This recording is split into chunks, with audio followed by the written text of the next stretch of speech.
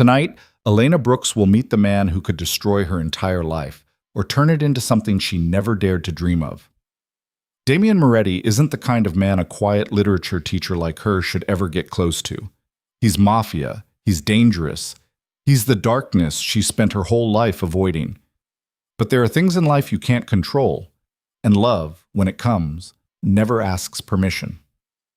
Stay with this story until the end. Hit like and comment what city you're watching from so I can see how far this story has traveled. Now, let me tell you about the night it all began. The estate sat on the edge of the city like a fortress pretending to be a mansion. Iron gates, tall hedges, security cameras tracking every angle. Elena Brooks stood outside the entrance with her hands tucked into her coat pockets, second-guessing everything.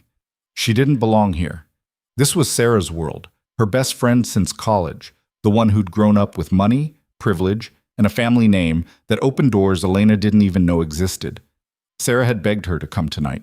25th birthday. Big celebration. You have to be there, Elle.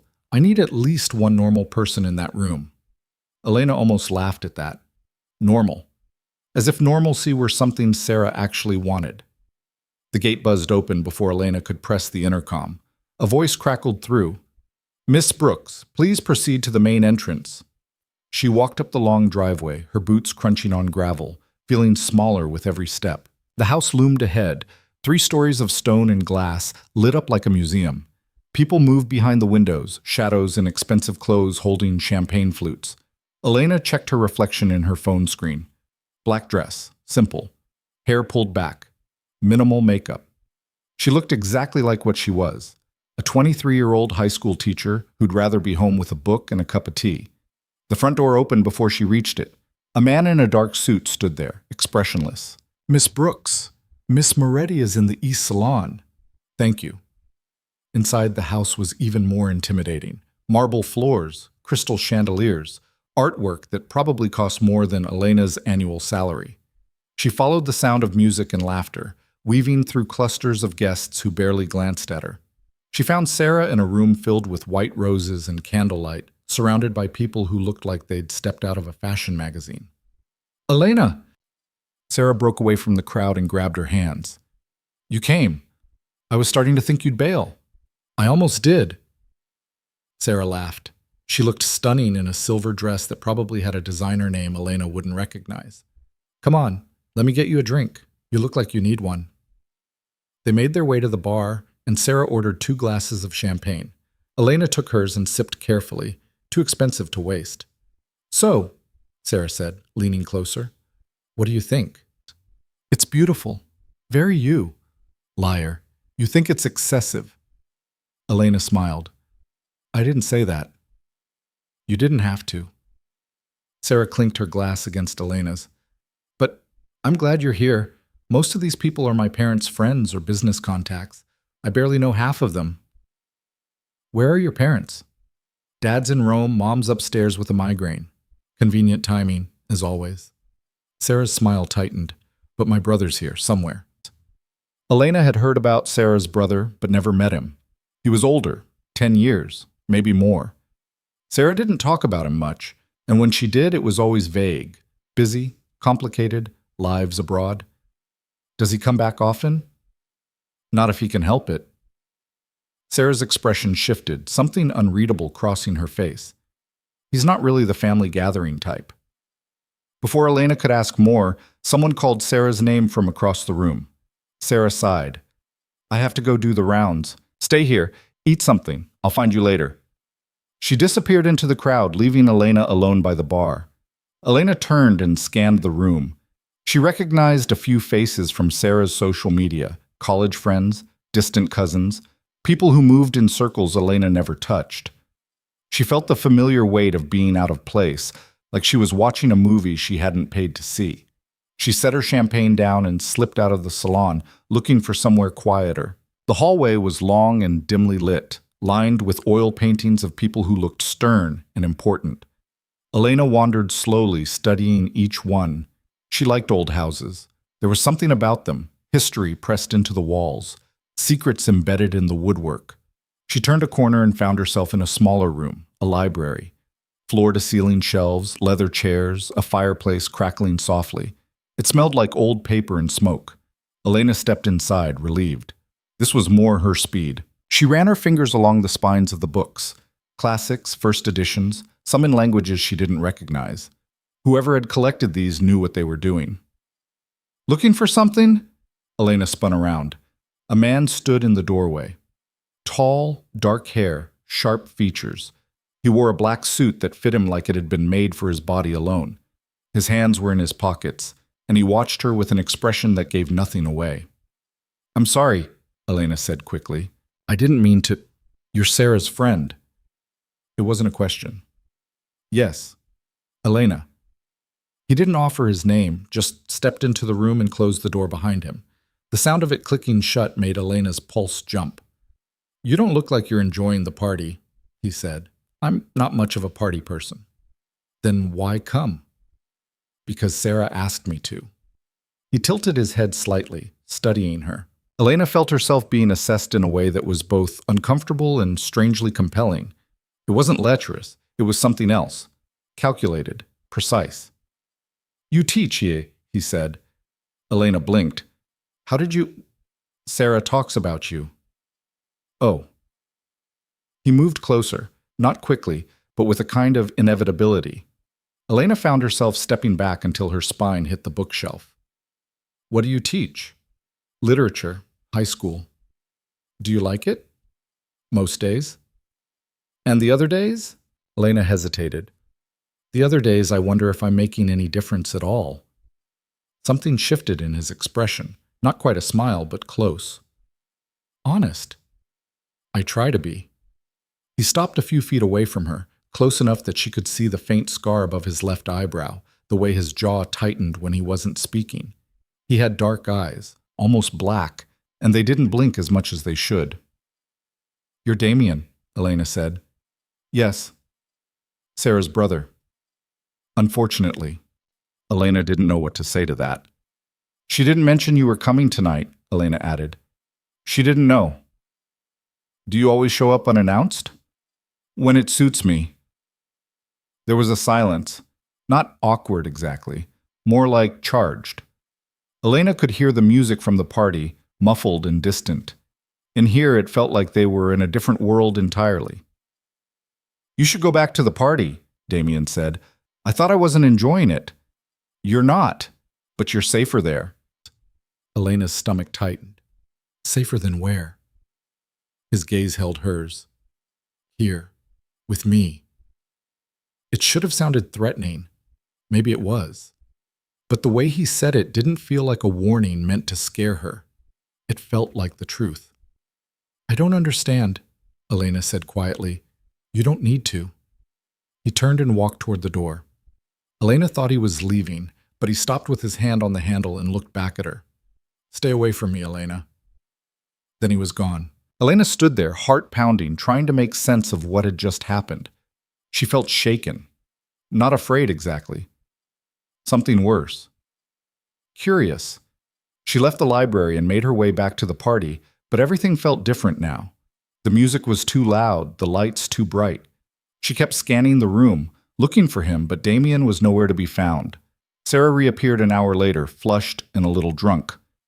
"There you are! I lost you!" "I wandered off. Sorry." "Did you meet anyone interesting?" Elena hesitated. "I met your brother." Sarah's smile faltered. "Damien's here?" "He was in the library." "What did he say to you?" "Not much, just introduced himself." Sarah looked uneasy. "Listen, Elle, if he talks to you again, just be careful, okay?" "Careful?" "He's not—" Sarah stopped, choosing her words. "He's not like other people. He's complicated, and he's involved in things I can't really talk about." Elena wanted to ask more, but Sarah's expression made it clear the conversation was over. The party went late. Elena stayed until midnight, then made her excuses and called a cab. Sarah hugged her at the door, whispering, "Thank you for coming. I know this isn't your thing." "Happy birthday," Elena said. The ride home was quiet. Elena stared out the window, watching the city blur past, and tried not to think about dark eyes and the way a stranger's warning had felt like an invitation. All right. The next week passed in a haze of routine. Lesson plans, grading papers, staff meetings. Elena taught her students about metaphor and symbolism, about how literature held mirrors up to life. She didn't tell them that sometimes life handed you things no amount of reading could prepare you for. She didn't hear from Sarah, which wasn't unusual. Sarah's life moved at a different speed. Trips, events, people. They texted sporadically, met for coffee once a month if schedules aligned. Elena was fine with that. She liked her quiet life, predictable, safe. Or she had, until the library. She kept replaying the encounter in her head, the way Damien had looked at her, the way he'd told her to stay away. She'd Googled his name once, late at night, but found almost nothing. A few mentions in business articles. No social media, no photographs. It should have been a relief. It wasn't. On Thursday evening, Elena stopped by the grocery store on her way home from work. She was debating between pasta and stir-fry when she felt it, that prickle on the back of her neck, the sense of being watched. She turned. A man stood at the end of the aisle, older, maybe 50, with graying hair and a leather jacket. He wasn't looking at the shelves. He was looking at her. Elena turned back to her cart, pulse quickening. Probably nothing, just paranoia. But when she moved to the next aisle, he followed. She grabbed a box of rice she didn't need and headed toward the registers. The man stayed a few paces behind. Elena's hands were shaking as she paid. She kept her head down, grabbed her bags, and walked quickly toward the exit. Outside, the parking lot was half empty. Streetlights flickered. Elena fumbled for her keys, trying not to run. Footsteps behind her. She spun around. The man was there, closer now. He stopped a few feet away and smiled. It didn't reach his eyes. Elena Brooks. Her blood went cold. I don't know you. No, but I know you. Leave me alone. Just wanted to say hello. You're friends with Sarah Moretti, right? Elena's heart slammed against her ribs. I don't know what you want, but relax. I'm just curious. Saw you at the party last week. Thought you looked out of place. I'm calling the police. She pulled out her phone, but before she could dial, another voice cut through the air. Step back. Elena's head snapped up. Damien stood 10 feet away, hands in his coat pockets, expression carved from stone. The man in the leather jacket stiffened. Didn't know she was yours. Now you do. The man raised his hands in mock surrender, backing away. No harm meant. Leave. The man walked quickly toward a car parked at the edge of the lot. Engine started. Headlights flared. Then he was gone. Elena stood frozen, bags still in her hands. Damien walked toward her slowly. You're going to drop those. She looked down. Her hands were trembling. He reached out and took the bags from her, setting them on the hood of her car. How did you... Elena's voice cracked. How did you know I was here? I've been keeping an eye on you. That's not an answer. It's the only one you're getting. Elena's fear was starting to shift into anger. Who was that man? No one you need to worry about. He knew my name. He knew I was at Sarah's party. Damien's jaw tightened. Which is why you need to be more careful. Careful about what? I don't understand what's happening. I told you to stay away from me. I have been. Not far enough. Elena's frustration boiled over. You don't get to do this. Show up out of nowhere, tell me cryptic things, and then act like I'm the problem. You're not the problem, Damien said quietly. I am. The anger drained out of her. He looked tired suddenly. Not physically. Damien didn't look like someone who ever got physically tired. But there was something in his eyes, a weight that hadn't been there at the party. Tell me what's going on, Elena said. No. Why? Because if I do, you'll be even more in danger than you already are. I think I have a right to know. Damien stepped closer. Elena didn't back away this time. She could smell his cologne, something dark and expensive, could see the faint stubble along his jaw. You met me once, he said. One conversation. That's all it took for someone to notice. That's how this works, Elena. People watch. They take notes. They look for weaknesses. And I'm a weakness? His silence was answer enough. Elena's throat tightened. So what now? You follow me around to make sure I don't get hurt because of a conversation I didn't ask for? Something like that. That's insane. Welcome to my world.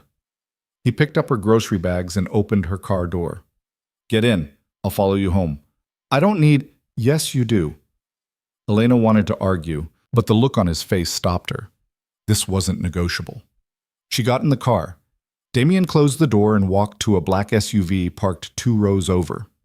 Elena hadn't even noticed it. She drove home with her hands gripping the wheel too tight, checking her rear-view mirror every few seconds. The SUV stayed 3 car lengths behind, steady and silent. When she pulled into her apartment complex, Damien parked across the street and got out. He carried her groceries to her door without asking. Elena unlocked it and stepped inside, then turned to face him. Thank you. Don't thank me. This is my fault. How is any of this your fault? Because I should have stayed in the library that night. I should have let you walk past. But I didn't. Why not? Damien looked at her for a long moment. I don't know. He set the bags down just inside the door. Elena wanted him to leave. She also wanted him to stay. The contradiction was maddening. Lock your door, Damien said. Don't open it for anyone you don't know. If you see that man again, call me. He handed her a card, plain white, no name, just a phone number. I don't understand you, Elena said. Good, keep it that way. He left. Elena locked the door, then went to the window and watched the SUV pull away. She stood there long after the taillights disappeared, holding the card in her hand. She should throw it away. She didn't. Nuts. Sleep didn't come easily that night. Elena kept replaying the parking lot. The man's voice, the way Damien had appeared like he'd been waiting for it to happen. Keeping an eye on you. What did that even mean? By morning, she'd convinced herself it was over. One strange encounter. Nothing more. She'd avoid Sarah's world, keep her head down, go back to normal. But normal felt different now. At school, she taught her juniors about tragic heroes. Achilles, Macbeth, Gatsby. Men undone by their own flaws. One of her students, a sharp-eyed girl named Maya, raised her hand. Why do we only read about men who destroy themselves? We don't, Elena said. There are plenty of tragic heroines. But they're usually destroyed by someone else. The men do it to themselves. Elena paused. That's a good observation. So, which is worse? Choosing your own destruction or having it forced on you? The question sat with Elena for the rest of the day. That night, her phone rang. Unknown number. She almost didn't answer. Hello? It's Sarah. Relief flooded through her. Hey, I was starting to think you'd forgotten about me. Never. Sarah's voice sounded strange, tight. Listen, can we meet? I need to talk to you. Sure. When? Now? Elena checked the time. Almost 8. Is everything okay? Just, please. The cafe near your place, 30 minutes. She hung up before Elena could respond. Elena grabbed her coat and keys, that uneasy feeling creeping back. She walked the 3 blocks to the cafe, scanning the street as she went. No leather jackets, no strange cars. Sarah was already there, sitting in the back corner. She looked pale. Elena slid into the seat across from her. What's wrong? Did Damien come to see you? Elena's stomach dropped. How did you… He told me. Not everything, but enough. Sarah's hands were wrapped around a coffee cup she hadn't touched. I need you to stay away from him, Elle. I am. No, you're not. Not if he's showing up at grocery stores. Elena felt her face flush. That wasn't my fault. I know, but it doesn't matter whose fault it is. You can't be near him. Why? What is this really about? Sarah looked around, then leaned closer. Her voice dropped. My brother isn't a businessman, Elena. He's not traveling for work. He's not just complicated. Then what is he? He runs things, bad things, dangerous things, the kind of things that get people killed. The words landed like stones. Elena's mouth went dry. You mean, I mean my family isn't what you think it is. My father built an empire, and when he couldn't run it anymore, Damien took over. He's been doing it for 6 years, and he's good at it. Too good. Elena felt the room tilt slightly. Why are you telling me this? Because you need to understand what you're walking into. Damien doesn't do relationships. He doesn't do normal. People around him get hurt. Not because he wants them to, but because that's how his world works. He warned me, Elena said quietly. He told me to stay away. And you need to listen. I am listening, but what am I supposed to do if someone follows me again? Sarah's expression cracked. Did someone follow you? Elena told her about the man in the parking lot. Sarah's face went white. That's exactly what I'm talking about. You met Damien once and now people are watching you. If they think you matter to him. She stopped. I can't let that happen. I don't matter to him, Elena said. I'm nobody. That's not how he looked at you. What? Sarah's eyes were sad. At the party, I saw the way he watched you leave the library. I've never seen him look at anyone like that. Elena's heart did something complicated. You're imagining things. I'm really not.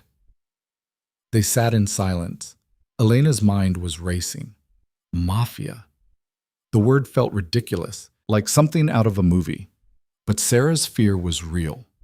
So what do I do? Elena asked. Nothing. You do nothing. You go back to your life and you forget you ever met him. And if that man comes back, then you call the police, not Damien. Elena looked down at her hands. The card was still in her coat pocket. She could feel it there, like a secret. Sarah reached across the table and squeezed her hand. I love you, Elle. You're the only real friend I have. I can't watch you get pulled into this. I won't, Elena promised, but even as she said it, she wasn't sure she believed it. They left the cafe together.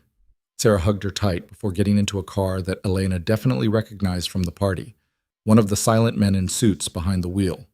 Elena walked home alone, the city buzzing around her. She thought about tragedy and choice, about destruction that came from within and destruction forced from without. She thought about dark eyes and quiet warnings. When she got home, she pulled out the card and stared at the number for a long time. Then she put it back in her pocket. The days that followed were tense. Elena went to work, came home, graded papers. She didn't see the man in the leather jacket again. Didn't see Damien either. She told herself it was better this way. But she couldn't stop thinking about him. The way he'd moved in the library, like someone used to controlling every space he entered. The way he'd said her name in the parking lot, like he'd already known it long before she told him. On Friday, Elena stayed late at school to finish grading essays. By the time she left, the building was dark and empty. She walked to her car, keys in hand, trying not to think about parking lots and strangers. Her phone buzzed. Text from an unknown number. Get in your car, lock the doors, drive straight home. Don't stop. Elena's pulse spiked. She looked around. The parking lot was empty. Another text. Now, Elena. She ran to her car, fumbling with the keys, got inside, locked the doors. Her hands were shaking so badly she could barely get the key in the ignition. She drove. Fast. Checking the rearview mirror constantly. Halfway home, she saw them. Headlights following at a distance. Not the SUV. Something else. Elena's breath came in short gasps. She thought about calling the police, but what would she even say? She took a sudden turn, trying to lose them. The headlights followed. Her phone rang. She answered without looking. Pull into the parking garage 2 blocks ahead, Damien's voice said. 3rd level. I'll be there. How are you Just do it. Elena yanked the wheel and turned into the garage. Tires squealed as she spiraled up the ramp. 3rd level. She saw the SUV immediately parked near the stairwell. Damien stepped out as she pulled up beside him. Get out, he said. Elena obeyed, legs unsteady. Damien put a hand on her back, guiding her toward the SUV. His touch was firm but not rough. What about my car? Someone will get it. He opened the back door of the SUV. Elena hesitated. Trust me, Damien said. Elena didn't know why she did, but she got in. Damien slid in beside her. The driver pulled out immediately, smooth and fast. Elena twisted to look out the back window. The other car had stopped at the entrance to the garage, headlights glaring. Who were they? Elena asked. People who want to know what you mean to me. I don't mean anything to you. Damien looked at her. If that were true, you wouldn't be in this car. Elena's throat felt tight. Where are we going? Somewhere safe. I want to go home. You can't.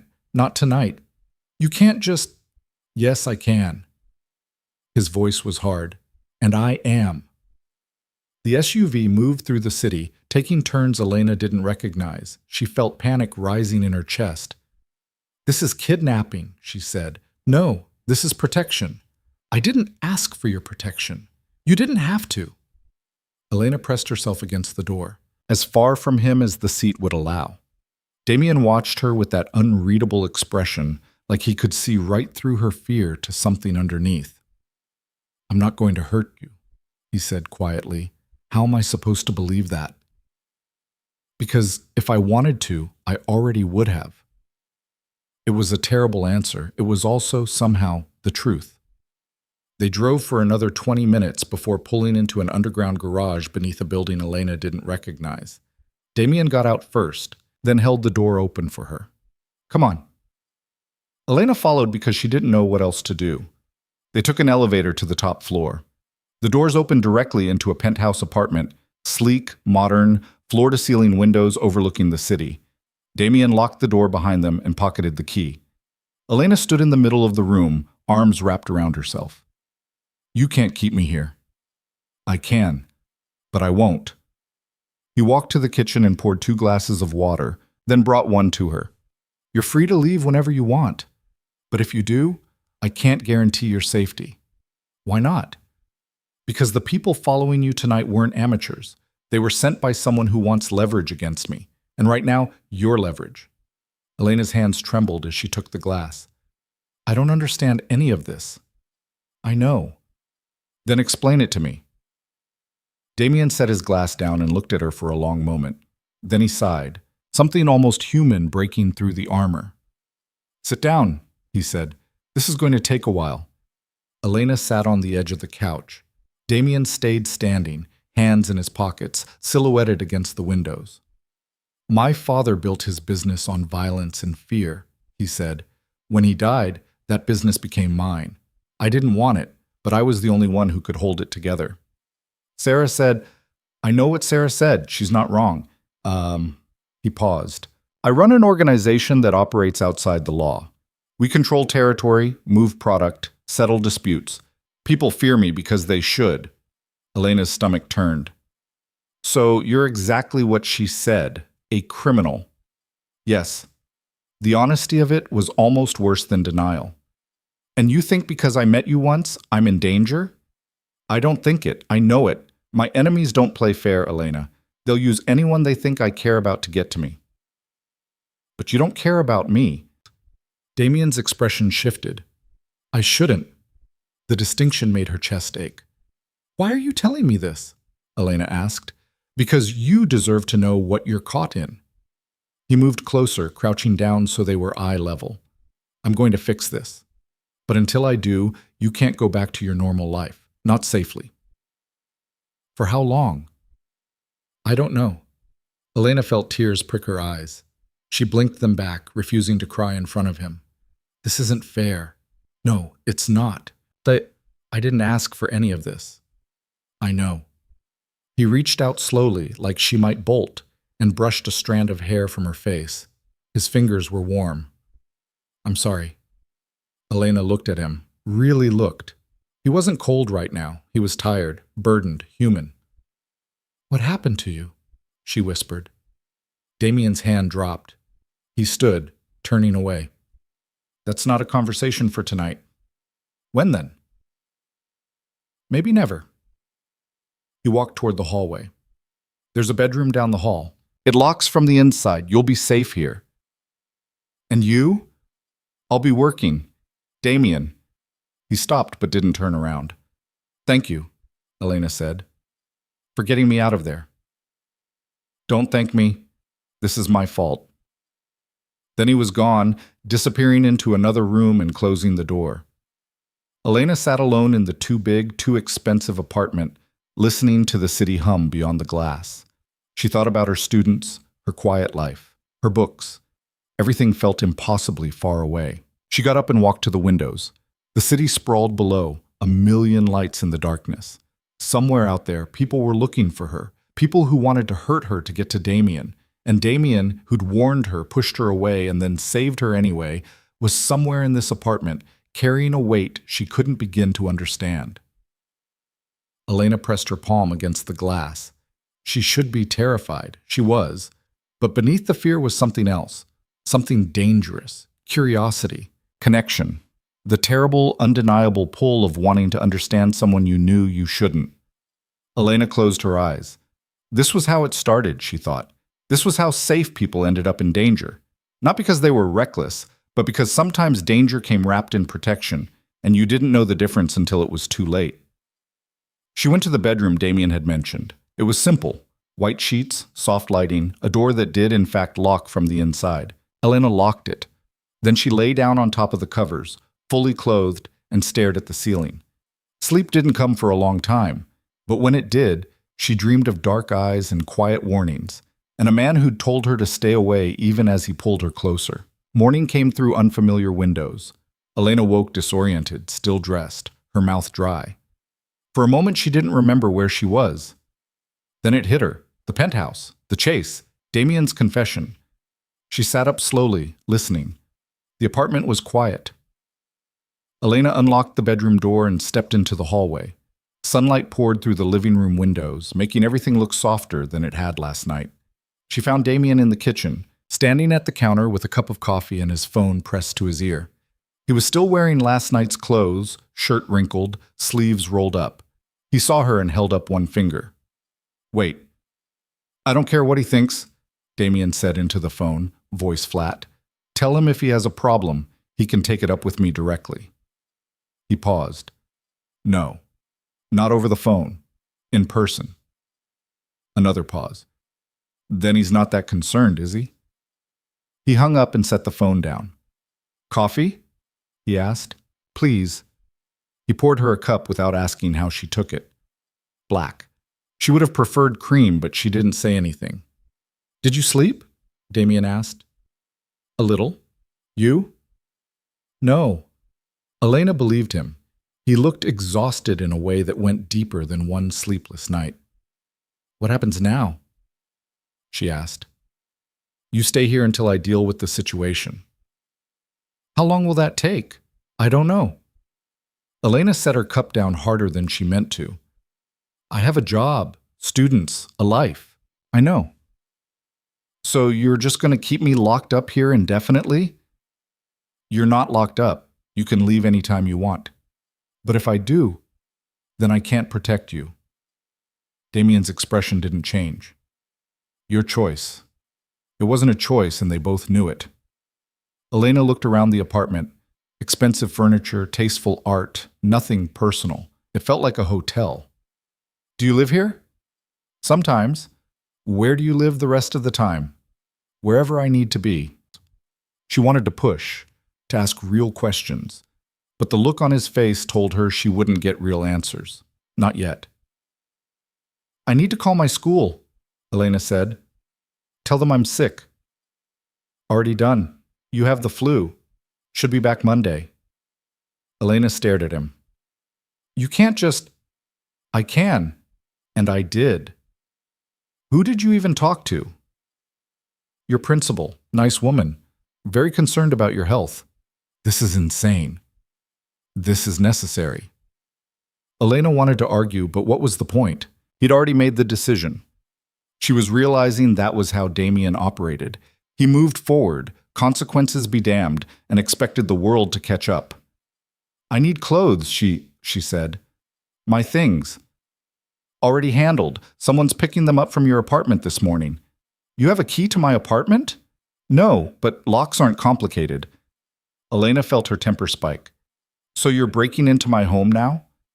Would you prefer I send you back there to pack? She wanted to say yes out of spite, but the memory of headlights following her car was too fresh. No, she admitted. Then stop fighting me on this. I'm not fighting you. I'm trying to understand why you care. The question hung between them. Damien picked up his coffee cup, then set it back down without drinking. I don't know. Yeah, he said finally. That's not an answer. It's the only one I have. He walked past her toward the hallway. Make yourself comfortable. There's food in the fridge. Wi-Fi password is on the counter. I have to go out for a few hours. Where? Work. What kind of work?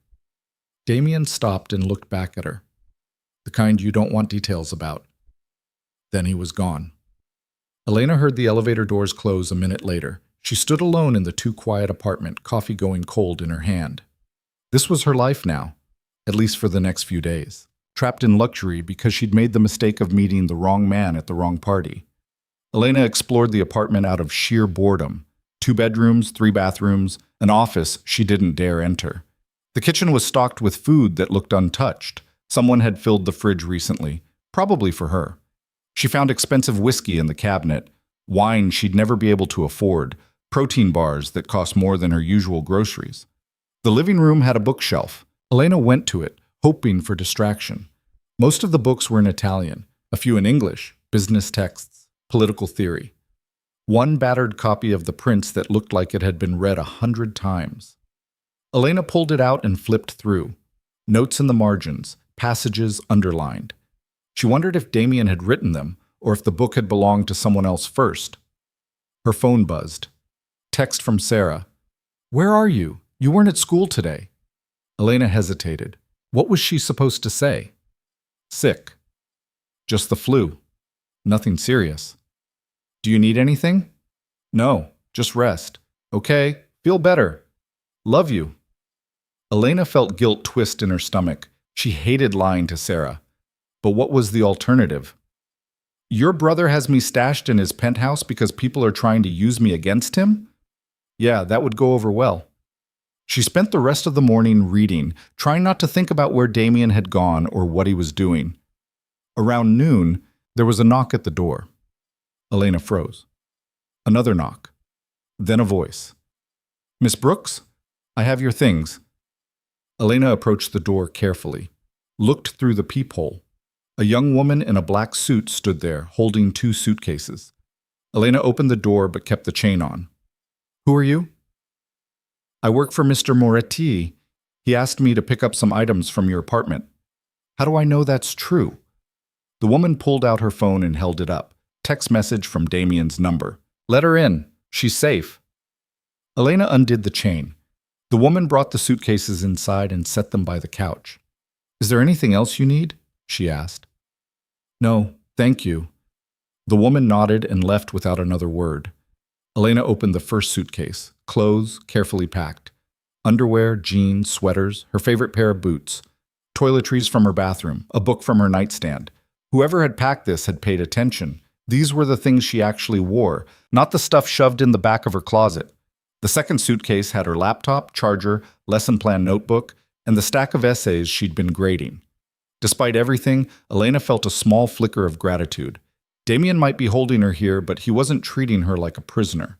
She changed clothes, showered, tried to feel normal. It didn't work. Everything felt off.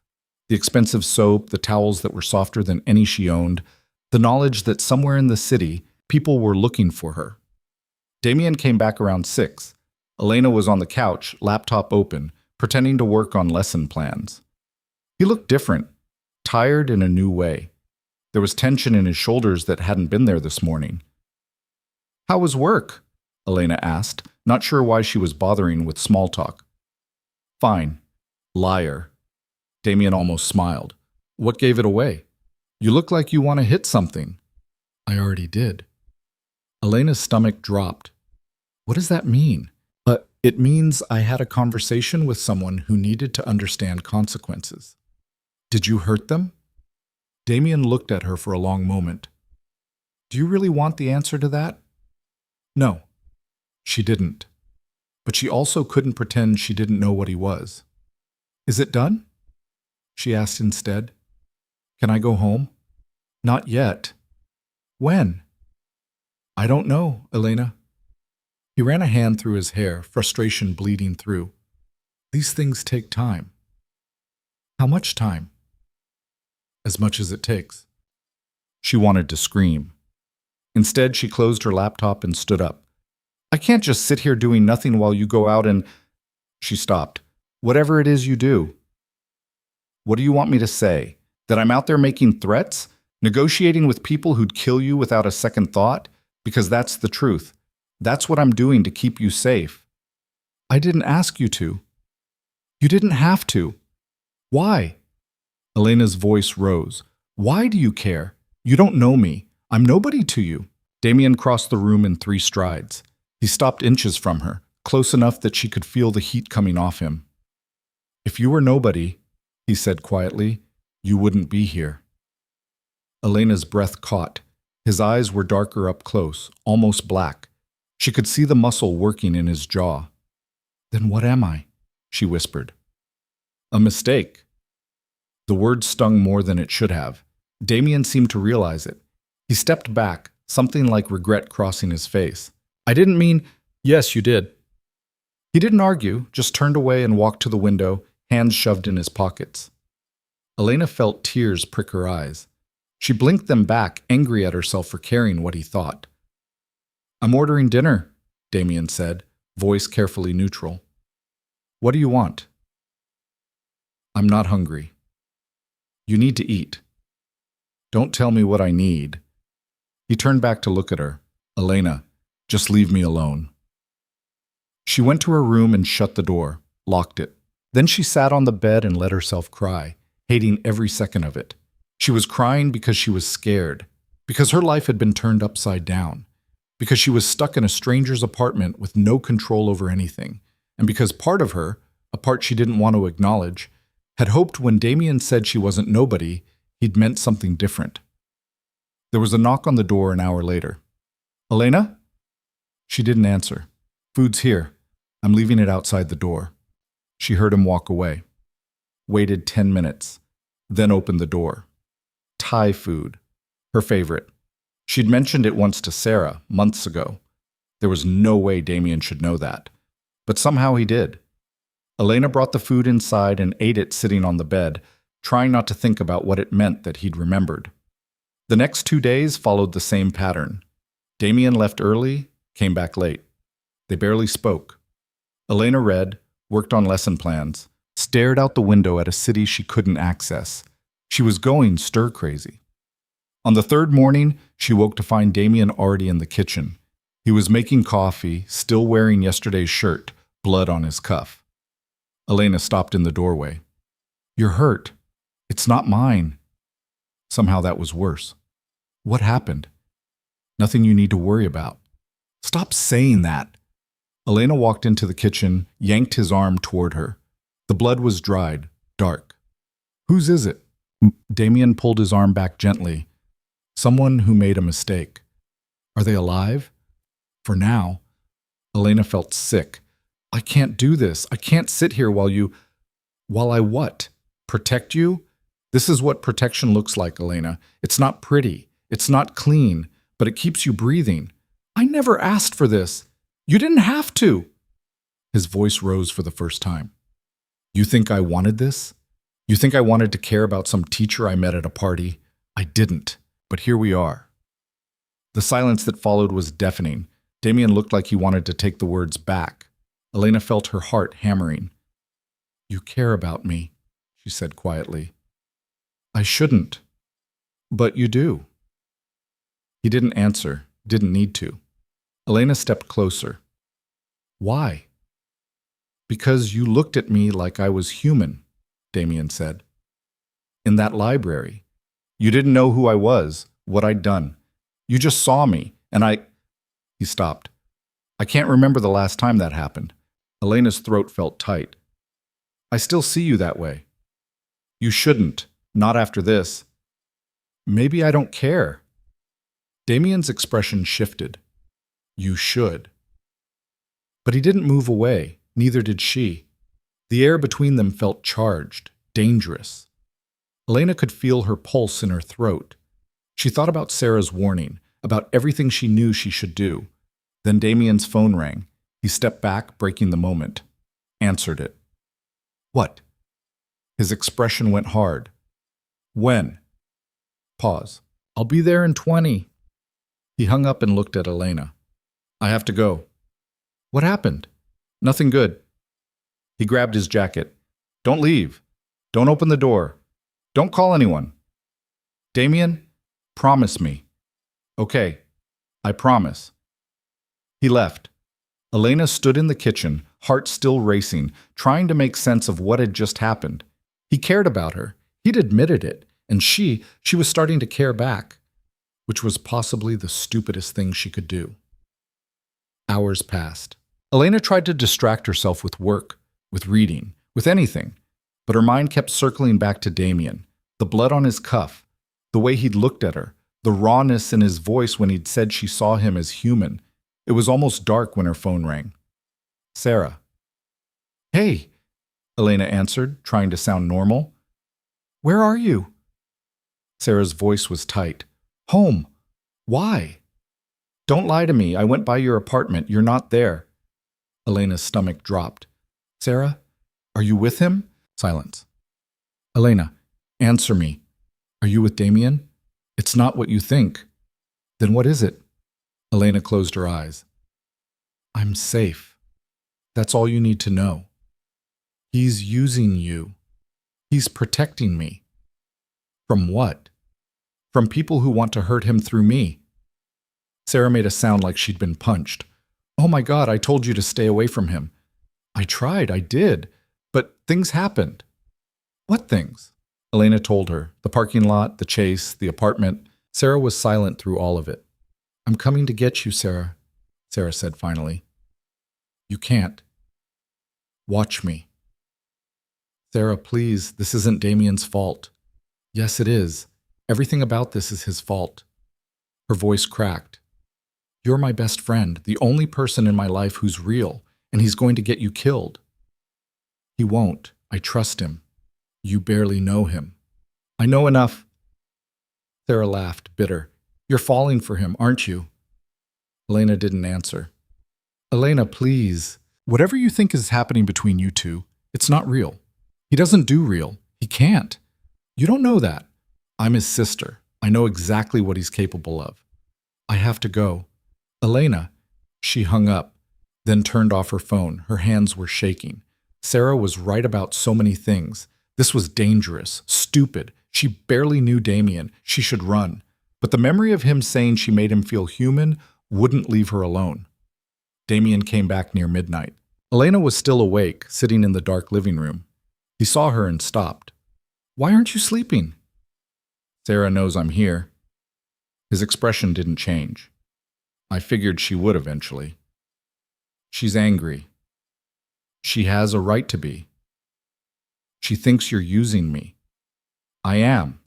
Elena stood up. Don't do that. Do what? Pretend you don't care. Not after this morning. Damien's jaw tightened. What I said was the truth. Was a mistake. Stop calling me that. Elena crossed the room. Stop acting like this is something you can control. Everything is something I can control. Not this. Not me. Damien looked at her like she'd struck him. You should be afraid of me. I am. Then why are you still here? Because I'm more afraid of what happens if I leave. She didn't just mean the people hunting her. She meant this. Whatever was building between them. The things she couldn't name but could feel pulling her closer. Damien reached out, almost involuntarily, and brushed his thumb across her cheekbone. His hand was rough, scarred. Elena leaned into the touch before she could stop herself. This can't happen, he said quietly. I know. If I let myself care about you, really care, it puts you in more danger than you're already in. I know that too. Then why? Because I don't care. Elena's voice broke. I don't care about the danger or the consequences or any of it. Damien kissed her. It wasn't gentle. It was desperate, hungry, like something he'd been holding back too long. Elena's hands fisted in his shirt, and she kissed him back just as hard, all the fear and frustration and longing pouring out of her. He backed her against the wall, one hand tangled in her hair, the other braced beside her head. Elena felt his heart pounding against hers, felt the tension coiled in every muscle. When he finally pulled back, they were both breathing hard.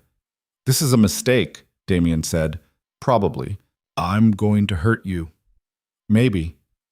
Elena. She kissed him again, softer this time. He made a sound low in his throat and gave in, pulling her closer. They didn't make it to the bedroom.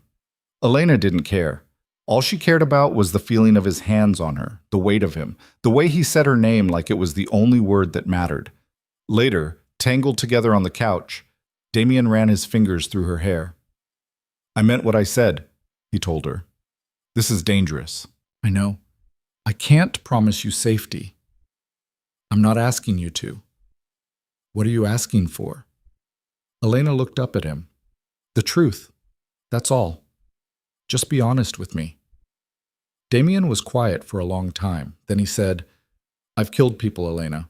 Not in self-defense, not accidentally. I've made the choice, pulled the trigger, and walked away. She should have flinched. Part of her wanted to, but she didn't. Why are you telling me this? She asked. Because you asked for the truth. And if we're doing this, whatever this is, you need to know who I am. I already know. No, you know what I do. That's different. Elena sat up, pulling the blanket around herself. Then tell me who you are. Damien looked at her like he was trying to decide if she could handle it. Then he started talking.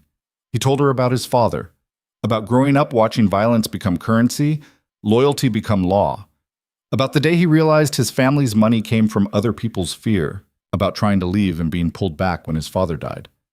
I was 26, Damien said. I thought I could walk away, but the organization, it's not something you just leave, and if I didn't take over, someone else would have. Someone worse. So you did it to protect people? I did it because I was good at it, and because some part of me wanted the power. He looked at her. Don't make me into something I'm not. I'm not a hero. I never thought you were. Then what do you think I am? Elena touched his face, tracing the scar above his eyebrow. Human. Complicated. Someone trying to carry something too heavy alone. Damien caught her hand, pressed his lips to her palm. You scare me. Why? Because you make me want things I can't have. Like what? Normal, safe. A life where I don't have to worry about getting you killed. Elena's heart ached. Maybe normal is overrated. It's not. Then why are you here with me instead of pushing me away? Because I'm selfish. Damien pulled her close, burying his face in her hair. Because for once in my life, I want something that's just mine. Not the organization's, not my father's legacy, just mine. They stayed like that for a long time, wrapped around each other in the dark. Elena knew this was dangerous, knew Sarah was right to worry, knew every logical part of her brain was screaming to run. But the part that had kissed him back, that had chosen to stay, that part was louder. What happens now, Eats? She asked. I don't know. That's becoming a pattern with you. Yeah. She could hear the smile in his voice. It is. They eventually made it to Damien's bedroom. Elena fell asleep with his arm around her, feeling safer than she had any right to feel. When she woke, he was gone. But there was a note on the pillow. Had to handle something. Back by tonight. Don't leave. D. Elena got up and made coffee, replaying last night in her head. Part of her couldn't believe it had happened. The other part was still feeling the ghost of his hands on her skin. Her phone was still off. She turned it on, then immediately regretted it. 23 missed calls from Sarah. 15 texts. Please call me. I'm worried. Elena, answer your phone. If you don't call me back, I'm coming there. The last one was from an hour ago. Elena called her back. Sarah answered on the first ring. Where are you? I told you. I'm safe. With Damien. Yes. Elena. Sarah's voice cracked. What are you doing? I don't know. Are you sleeping with him? Elena didn't answer.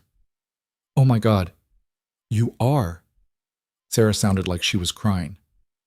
How could you? Sarah, he's my brother, my messed up, dangerous, emotionally unavailable brother, and you're my best friend. I'm sorry. Are you? Because it doesn't sound like you are. I didn't mean for it to happen, but it did. Sarah took a shaky breath. Do you have any idea what you're getting into? What his life is like? The things he's done? He told me. He told you what? A sanitized version? The highlights? Elena, he's killed people. He ruins lives. She stopped. And now he's ruining yours. He's not. Yes, he is. You just can't see it yet. Elena felt tears on her cheeks. I care about him. Don't, please don't. It's too late. Sarah was quiet for a long moment. Then she said, I can't do this. I can't watch you fall for him knowing how it's going to end. Sarah, call me when you come to your senses. She hung up. Elena stood there, phone in hand, crying in a kitchen that wasn't hers, in love with a man she barely knew. This was the mistake Damien had warned her about, and she'd made it anyway. Elena was still standing in the kitchen when Damien came back. He took one look at her face and knew. Sarah called. Yeah. He set his keys down, shrugged off his jacket. There was tension in every movement. What did she say? That I'm making a mistake, that you're going to ruin my life. Elena wiped her eyes. That she can't watch me do this. Damien crossed the room and pulled her into his arms. Elena buried her face in his chest, breathing him in, smoke and cologne and something darker she couldn't name. She's not wrong, he said quietly. I don't care. You should. Elena pulled back to look at him. Are you trying to push me away again? Every single day. His hand came up to cup her face. But I'm apparently terrible at it. Good. He kissed her forehead, then her nose, then her mouth, soft and careful, like she might break. Elena grabbed his shirt and kissed him harder, needing to feel something other than the ache Sarah's words had left behind. When they broke apart, Damien rested his forehead against hers. I need to tell you something. Elena's stomach tightened. What? The people who are following you, they work for someone named Marco Vitale. He's been trying to move into my territory for months. Using you against me was just the opening move. What's the next move? I don't know yet, but it's coming. Damien stepped back, ran a hand through his hair. I'm handling it, but until I do, you can't leave here, and you can't have contact with anyone outside. I already talked to Sarah. I know, that's done. But no one else, not your school, not your family, no one. For how long? However long it takes. Elena felt frustration rising. You keep saying that, but I need more than that. I need a timeline. I need to know when my life goes back to normal. It doesn't. Damien's voice was flat. That's what you're not understanding. After this, after us, your life isn't going back to what it was. Why not? Because people know about you now. They know you matter to me. That doesn't go away just because the immediate threat does. The weight of it hit Elena all at once. She'd known intellectually that being with Damien came with consequences. But hearing it spelled out like this, permanent, irreversible, made it real in a way it hadn't been before. So what are you saying? I'm just stuck like this forever? I'm saying you need to decide if I'm worth it. Elena stared at him. That's not fair. None of this is fair. You're asking me to give up everything. No, I'm telling you what the cost is. What you do with that information is up to you. He walked past her toward the bedroom. Elena stood frozen, trying to process what had just happened. Was he really giving her a choice? Or was this just another way of pushing her away? She found him in the bedroom, changing his shirt. There was a fresh bruise on his ribs, purple and ugly. What happened? Elena asked. Conversation got physical. With Marco. One of his people. Damien pulled on a clean shirt, wincing slightly. It's handled. Is it? Because it doesn't feel handled. Elena. No. You don't get to shut me out now. Not after everything. She moved closer. You told me to decide if you're worth it. I already did. I'm here, aren't I? You're here because you don't have a choice. That's bullshit, and you know it. I could have called the police a dozen times, could have run when you weren't looking, but I didn't. Damien looked at her like he was seeing something he didn't expect. Why? Because I'm falling for you. The words came out before Elena could stop them. And I hate it. I hate that you're right about everything being complicated and dangerous. I hate that Sarah won't talk to me. I hate that I can't go back to my normal life. But I don't hate you. I can't. Damien closed his eyes. You barely know me. I know enough.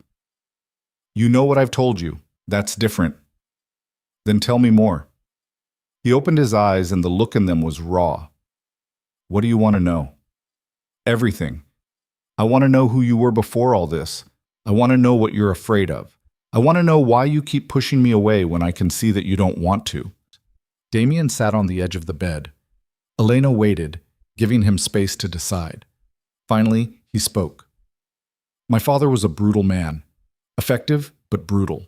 He built the organization on fear, and it worked. People didn't cross him because they knew what would happen if they did. He paused. I spent my whole childhood watching him hurt people. And the thing that scared me most wasn't the violence. It was how normal it became. How easy. Elena sat beside him, not touching, just listening. When I was 16, he made me watch an execution. One of his lieutenants had been skimming money. My father wanted me to understand consequences. Damien's voice was hollow. He handed me the gun after, told me to finish it. I said no. What happened? He beat me unconscious. When I woke up, the man was dead anyway, and my father told me that mercy was weakness, that if I wanted to survive in his world, I needed to learn to kill my conscience. Elena felt tears burning. I'm sorry. Don't be. I learned the lesson eventually. Damien looked at her. That's who I am, Elena. Someone who learned to kill his conscience. Someone who can look at a problem and see murder as a solution. That's not all you are. It's enough. No, it's not. Elena took his hand. You didn't kill me when I was a problem. You protected me instead. That means something. It means I'm compromised. It means you're human. Damien pulled his hand away and stood up. Stop trying to make me into something I'm not. I'm not. I'm seeing what's actually there. You're seeing what you want to see. Maybe. Or maybe you've spent so long being what your father made you that you forgot you could be anything else. The words hit harder than Elena meant them to. Damien's expression shuddered completely. You don't know what you're talking about, he said coldly. Then prove me wrong. I don't have to prove anything to you. No, but you want to. Elena stood, meeting his eyes. You want me to see you differently than everyone else does. That's why you told me about your father. That's why you keep trying to scare me off. Because part of you is hoping I'll stay anyway. Damien was silent for a long moment. Then he said, You should go. Elena's heart dropped. What? Leave. Go back to your life. Forget this happened. I thought you said I couldn't leave safely. I'll handle it. I'll make sure Marco knows you're off limits. It'll be fine. You're lying. I'm giving you an out. Take it. Elena felt anger rising alongside the hurt. Is this because I was right? Because I got too close? This is because you deserve better than this? That's not your decision to make. Yes, it is. Damien's voice hardened. This is my world, my rules, and I'm telling you to leave. Elena wanted to scream, to hit him, to make him admit he was scared instead of angry, but she could see the walls going up, the same walls he'd had in place the night they met. Fine, she said. I'll go. She grabbed her suitcase and started throwing clothes into it.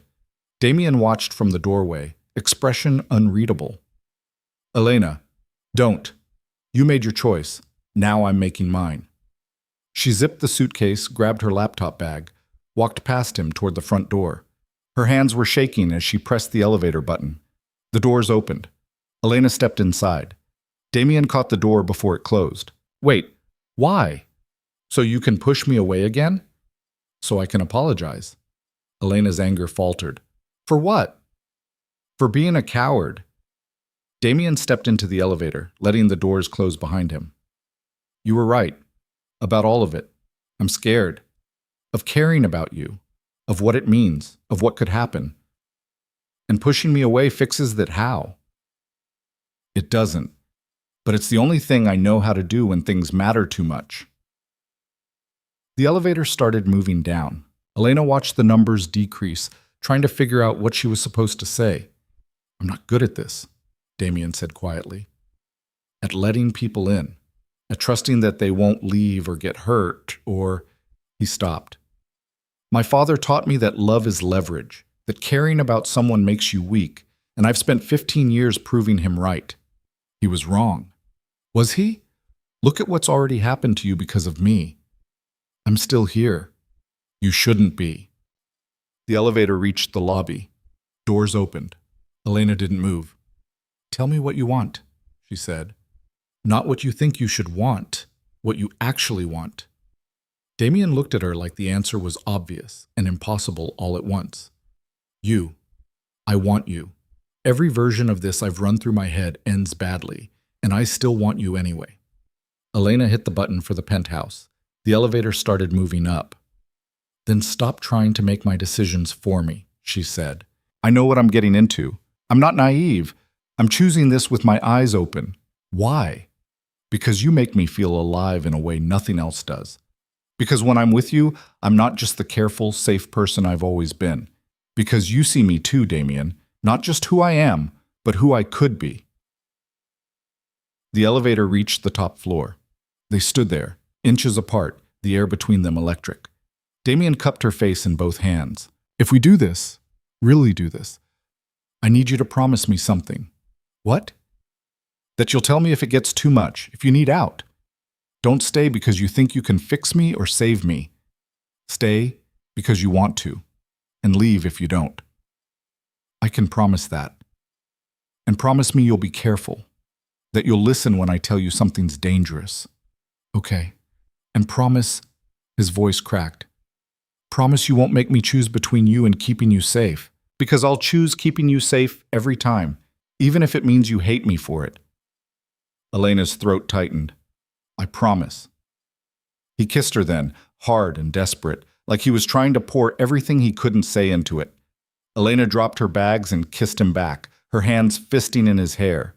They made it back to the apartment, barely. Damien pressed her against the door the moment it closed, his hands everywhere. Elena pulled at his shirt, needing skin, needing to feel him real and solid against her. Bedroom, she gasped between kisses. Too far. They didn't make it to the bedroom. Elena didn't care. All she cared about was this, the weight of him, the way he said her name like a prayer, the feeling of being wanted this completely. Afterward, they lay tangled on the floor, breathing hard. Damien traced patterns on her shoulder. I've never done this before, he said. Had sex on the floor? Let someone matter this much. Elena turned to look at him. His guard was down, expression open in a way she'd never seen. I'm terrified, he admitted, of losing you, of failing to protect you, of becoming my father and hurting you myself. You're not him. How do you know? Because he wouldn't be terrified. He wouldn't care. Damien pulled her closer. Stay with me. Not just tonight. Really stay. I'm not going anywhere. Even when it gets hard, especially then. They eventually made it to the bed. Elena fell asleep wrapped in Damien's arms, feeling like maybe, despite everything, this could actually work. She woke to shouting. Elena shot upright. Damien was already out of bed, pulling on pants, grabbing his phone. His face was stone. What's happening? Elena asked. Stay here. Damien, stay here. He grabbed a gun from the nightstand drawer. Elena's blood went cold. He left the bedroom. Elena heard voices in the living room, Damien and someone else, male, speaking rapid Italian. The tone was urgent, angry. Elena grabbed Damien's shirt from the floor and put it on, then crept to the bedroom door, pressed her ear against it. Don't care what he wants? Damien's voice, hard as iron. He has Marcus. If you don't, then he kills Marcus. I'm not negotiating. Damien, he's your brother. Elena's heart stopped. Brother? Half-brother. And he knew the risks. So we just let him die? We don't let him do anything. We get him back. But not by giving Marco what he wants. Which is me and Elena. Elena's hand flew to her mouth. She pushed the door open. Damien spun, gun raised, then lowered it when he saw her. I told you to stay in the bedroom. Who's Marcus? Damien's jaw tightened. Someone I should have mentioned before now. The other man in the room was younger, maybe 30, with sharp features and nervous energy. He looked between Damien and Elena like he was trying to figure out what was happening. "This is her?" he asked. "Luca, not now." "You brought a civilian into this?" "I said not now." Luca threw up his hands. "Your funeral, literally, if we don't figure this out." Elena walked further into the room, keeping her eyes on Damien. "Tell me what's going on." "Marco took my half-brother. He's using him as leverage to get to me." "Why didn't you tell me you had a brother?" "Because he's been out of the life for 3 years, living clean in Philadelphia. I thought he was safe." "Guess not," Luca muttered. Damien shot him a look that could have killed. "How long ago did they take him?" 2 hours. They sent a video 20 minutes ago." Luca pulled out his phone, hesitated. "You're not going to like it." "Show me." Luca hit play. Elena couldn't see the screen, but she could hear it. A young man's voice, scared but trying not to show it. "Damien, if you're watching this, don't come. It's a trap. He's going to kill us both either way." Then another voice, older, amused. "You have until midnight. Come alone. Bring the girl, or your brother dies. We'll send you the location." The video ended. Damien's knuckles were white around the phone. "When's midnight?" 4 hours. "Where?" "Warehouse district. They'll text the exact location an hour before." Damien handed the phone back. "Get everyone ready. I want 20 men positioned around every warehouse in that district before we get the location." "And when he realizes you brought backup?"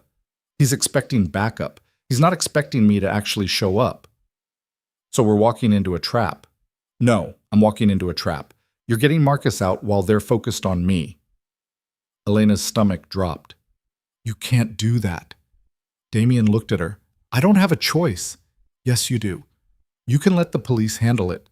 Luca actually laughed. "The police? Yeah, that'll work great." "Luca, go," Damien said. "I'll call you in an hour." "You're seriously taking relationship advice time right now? Go." Luca left, still muttering. The moment the door closed, Elena rounded on Damien.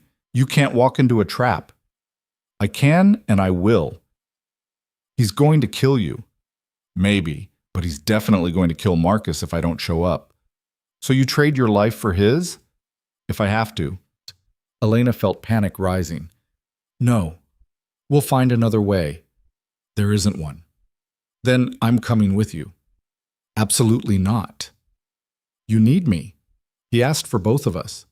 "Which is exactly why you're staying here." Damien gripped her shoulders. "Elena, listen to me. If you're there, I can't focus on getting Marcus out.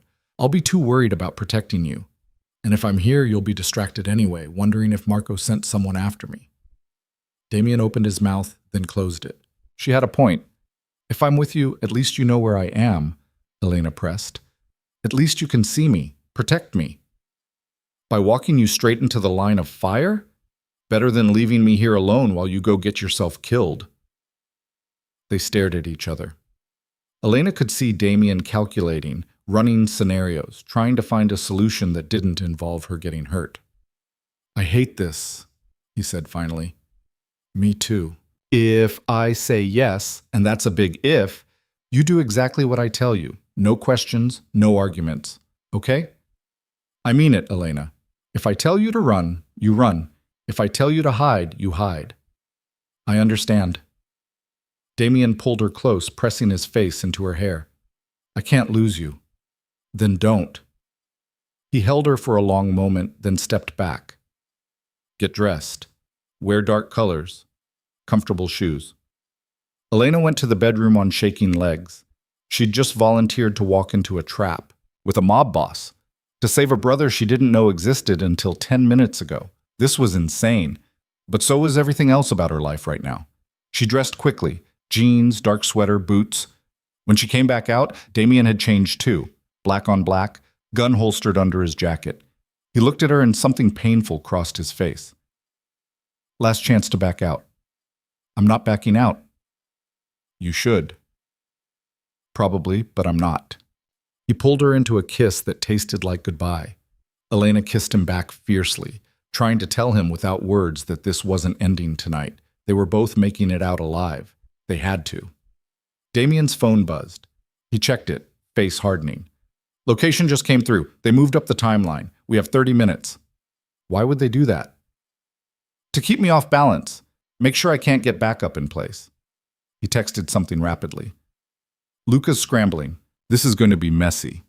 How messy? Very. They took the elevator down to the garage. Damien put Elena in the passenger seat of a different car, smaller, faster. He drove like he was racing, weaving through traffic. Tell me about Marcus, Elena said, needing to focus on something other than her terror. What do you want to know? How old is he? 25. My father's second marriage. Are you close? We were, before I took over. He wanted nothing to do with the business, so I made sure he could leave. Got him set up in Philadelphia, clean identity, the works. And he stayed out? Until tonight. Damien's hands tightened on the wheel. This is my fault. I should have had someone watching him. You can't protect everyone. I'm supposed to protect family. Elena understood then. This wasn't just about Marcus. This was about Damien proving he wasn't his father, that he could care about someone without destroying them. They reached the warehouse district. Damien parked 2 blocks away from the address Marco had sent. Listen to me very carefully, he said, turning to face her. When we get inside, stay behind me. Don't speak unless spoken to. If shooting starts, hit the ground and cover your head. Okay. And Elena, his voice cracked. If something happens to me, there's a key taped under the driver's seat. It opens a safe deposit box at First National Bank. Everything you need is in there. Money, documents, contacts. Luca will help you disappear. Nothing's going to happen to you. Promise me you'll use it if it does. Damien, promise me. I promise. He kissed her once more, quick and hard. Then he got out of the car. Elena followed, her heart hammering so hard she could barely hear anything else. The warehouse loomed ahead, dark and silent. Damien took her hand. Stay close. They walked toward the entrance. Elena had never been more terrified in her life. The door opened before they reached it. A man stepped out. The same man from the grocery store parking lot, leather jacket and cold eyes. Right on time, he said. Marco's waiting. He led them inside. The warehouse was mostly empty, just concrete floor and metal support beams. Lights had been set up in the center, illuminating a small area like a stage. Marcus was there, tied to a chair, face bloodied. He looked up when they entered, and his expression went from hope to horror. Damien, no! Shut up, said a new voice. A man stepped into the light. Older than Damien, maybe 50, with silver hair and a suit that probably cost more than Elena's car. He smiled when he saw them. Damien Moretti, finally! And you brought the girl. How considerate. Let my brother go, Marco. Of course, after we have a little chat. Marco's eyes slid to Elena. She's prettier than I expected. I can see why you're willing to risk so much. She's not part of this. Isn't she? My sources tell me she's been living with you for over a week, that you've been keeping her very close. Marco circled them slowly. That's not like you, Damien. You don't do attachments. So either she's a very good actress or you finally found your weakness. Damien's hand tightened around Elena's. What do you want? Your territory, your contacts, your operations, everything your father built. No. Then your brother dies. You're going to kill him anyway. Marco tilted his head. True, but I might make it quick if you cooperate. I'm not giving you anything. Not even for her? Marco nodded. 2 men grabbed Elena, yanking her away from Damien. She gasped as one of them twisted her arm behind her back. Let her go, Damien said, voice deadly calm. Give me what I want. I can't. You know that. Can't or won't? Both. Marco sighed. That's disappointing. I really hoped you'd be more reasonable. He pulled out a gun, pressed it to Elena's temple. Elena's vision went white with fear. She could feel the cold metal against her skin, smell the man's cologne, hear her own heartbeat thundering in her ears. Last chance, Marco said. Damien looked at Elena. She saw something break in his eyes. Okay, he said quietly. Okay, Let her go, and we'll talk. Marco smiled. See? I knew you'd come around. He lowered the gun. The man holding Elena released her arm. She stumbled forward, and Damien caught her, pulling her behind him. Start talking, Marco said. Not here. Not with them. You're not in a position to negotiate. Neither are you. Damien's voice went cold. Because you made a miscalculation. Oh? You assumed I'd come alone, or with minimal backup. You were counting on me being desperate enough to make mistakes. Marco's smile faltered. You brought an army? Something like that. The lights went out. Gunfire exploded in the darkness. Elena screamed as Damien pulled her down, covering her body with his. The world became chaos, muzzle flashes, shouting, the smell of cordite. Stay down, Damien shouted over the noise. Elena pressed herself flat to the concrete, hands over her head. She could hear Damien moving, firing, more gunshots, closer. Then hands grabbed her. Not Damien's. Elena fought, kicking and scratching, but whoever had her was strong. They dragged her backward through the darkness. Damien! She screamed. More gunfire. A body hit the ground near her. The hands released her, and Elena scrambled away, crawling blindly. The emergency lights kicked on, dim and red. Elena could see shapes now, men fighting. Marcus still tied to the chair. Damien moving through the chaos like violence made human. He saw her. Their eyes met across the warehouse. Then Marco stepped between them, gun raised. Enough! He shouted. The fighting stopped. Everyone froze. Marco had his gun pointed at Damien's head. Drop it, or I kill her next. Damien hesitated. Now, Damien? The gun clattered to the floor. Marco smiled. Better. Now we're going to... Marcus hit him. Elena didn't even see him break free from the chair, didn't see him grab the knife someone had dropped. But suddenly, Marcus was there, driving the blade into Marco's side. Marco screamed. His gun went off, wild. The bullet hit somewhere above them. And then Damien moved. Fast, brutal, efficient. He picked up his gun and shot Marco 3 times. Center mass. No hesitation. Marco went down. The warehouse erupted again. Marco's men scattering, Damien's people closing in. Luca appeared, shouting orders. Damien ran to Elena. Are you hurt? No, I don't. I'm fine. He pulled her up, checked her over quickly, then turned to Marcus. You okay? Been better. Marcus was bleeding from his wrists where the ropes had cut in. Thanks for the rescue. Thank me later. We need to move. They ran for the exit, Luca covering their retreat. Elena's legs felt like rubber, but she kept moving, kept running. They burst out into the night air. Sirens wailed in the distance. Go, Luca said. I'll clean this up. Damien didn't argue. He got Elena and Marcus into the car and drove, fast and reckless, away from the warehouse. Elena sat in the back seat, shaking.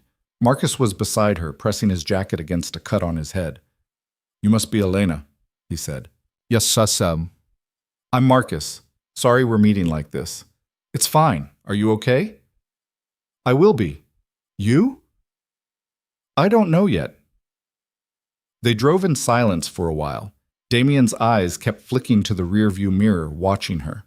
Finally, they pulled into an underground garage. Different building, different safe house. Damien got them upstairs and locked the door. Then he turned to Marcus. You're going back to Philadelphia, tonight. And this time, I'm putting actual security on you. Damien, non-negotiable. Okay. Marcus looked at Elena. Thank you for coming. Damien wouldn't have made it without you there to motivate him. Elena didn't know what to say to that. Marcus left them alone, disappearing into one of the bedrooms to clean up. Elena stood in the middle of the room, still shaking. Damien crossed to her and pulled her into his arms. I'm sorry, he said into her hair. I'm so sorry. For what? For almost getting you killed. Elena pulled back to look at him. You saved me. I put you in danger in the first place. We saved your brother. At what cost? Damien's eyes were haunted. You had a gun to your head, Elena. I watched it happen and couldn't stop it. But I'm okay. We're both okay. This time. What about next time? Then we handle it next time. Damien closed his eyes. I can't keep doing this. Fear spiked through Elena's chest. Doing what? Putting you at risk, dragging you deeper into my world. This isn't sustainable. So what are you saying? He looked at her, and the pain in his expression nearly broke her. I don't know. Yes, you do. You're saying you want me to leave. I'm saying I don't know how to keep you and keep you safe at the same time. Elena felt tears spilling over. We'll figure it out. Will we? Because tonight proved everything Sarah said. Everything I've been afraid of. You almost died. But I didn't. You could have, and it would have been my fault. Elena grabbed his face, forcing him to look at her. I chose this. I chose you, knowing the risks. You don't get to make that choice for me. Even if it gets you killed? Even then. They stood there wrapped around each other, both crying now. The adrenaline was wearing off, leaving only exhaustion and fear, and something that might have been love. I can't lose you, Damien whispered. Then don't let me go. He kissed her, salt and desperation and promise. Elena kissed him back, pouring everything she had into it. When they finally broke apart, Damien rested his forehead against hers. This is going to be hard, he said. I know. People are going to keep coming after you. I know that too. And Sarah might never forgive either of us. I'll deal with that when I have to. Damien pulled back, studying her face like he was trying to memorize it. Why are you doing this? Because I love you, Elena said. The words felt right and terrifying.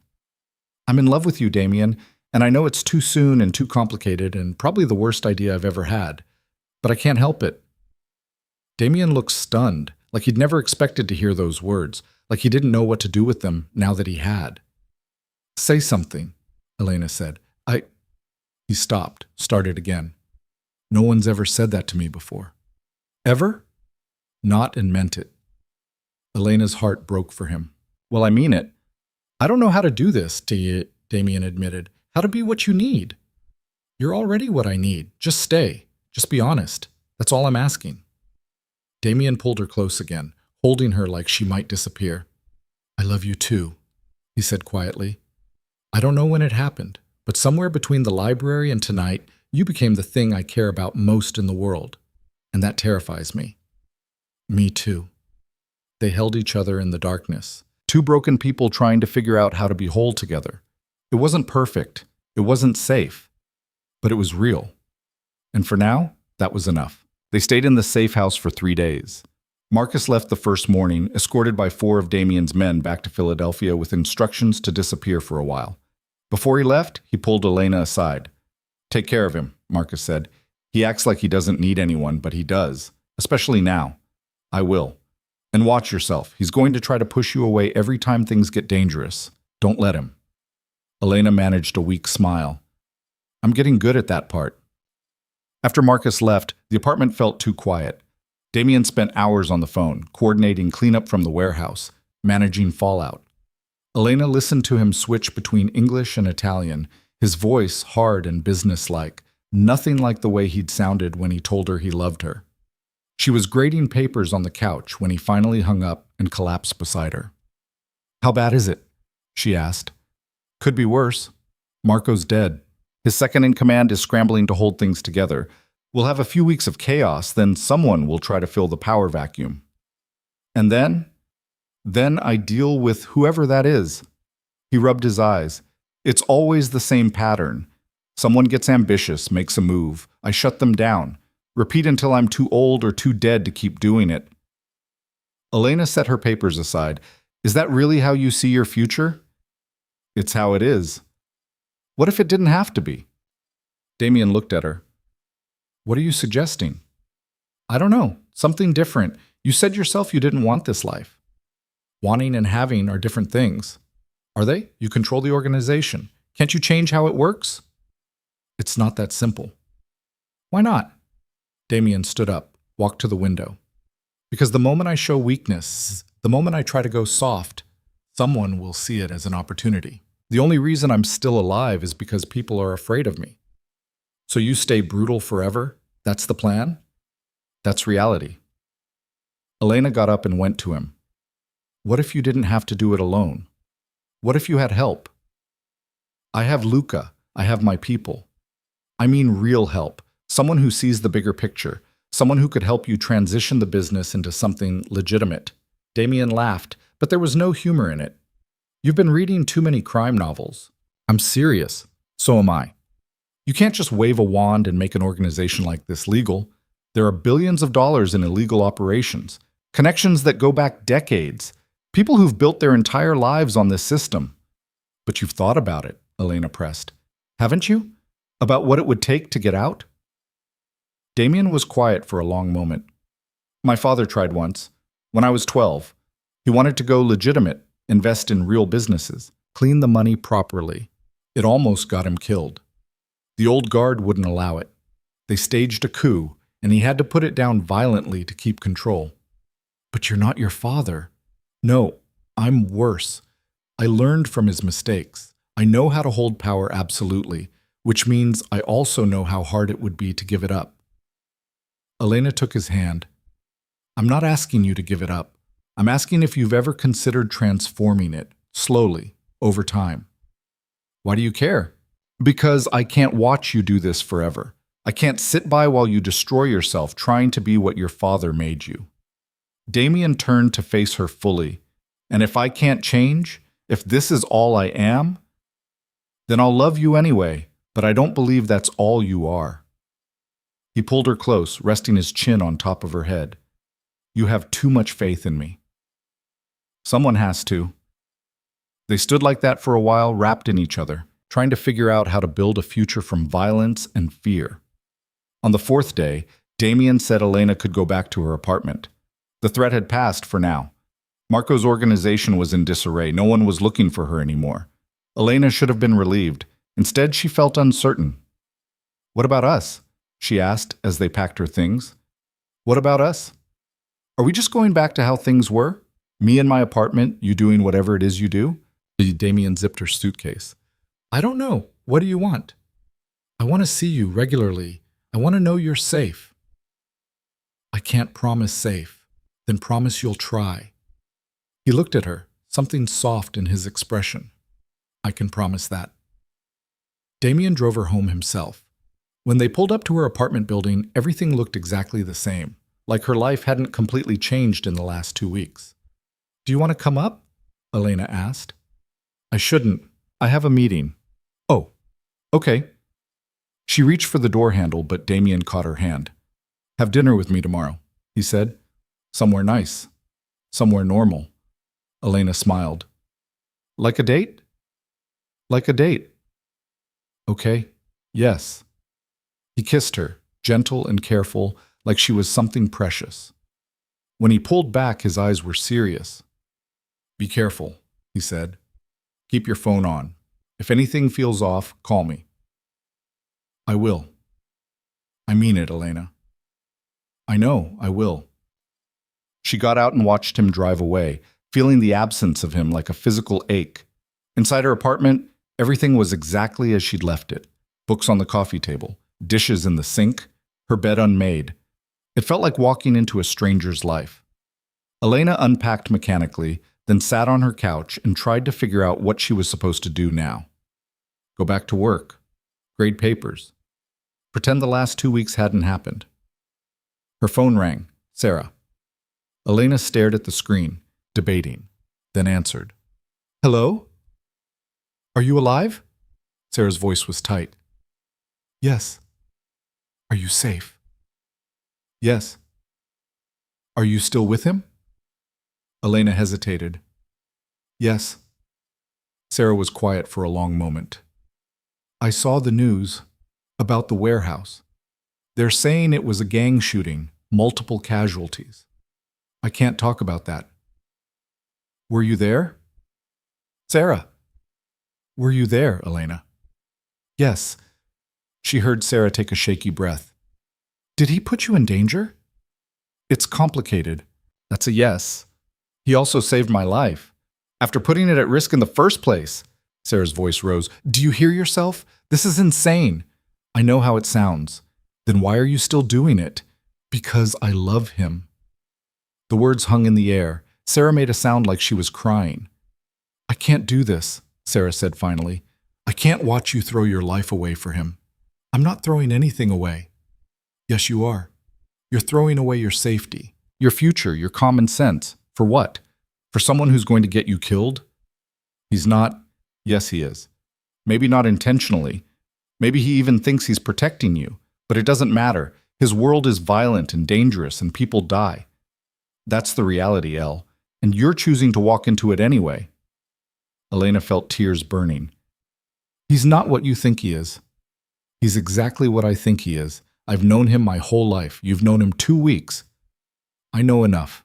No, you don't. You know the version of him he's showing you, the part that's gentle and protective and says the right things. But that's not all of him.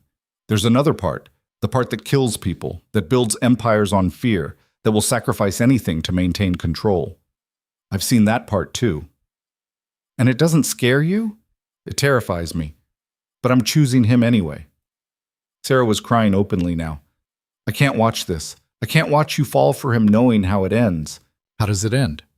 With you dead or broken or both, and with me having to bury my best friend or watch her become someone I don't recognize. Elena wiped her own eyes.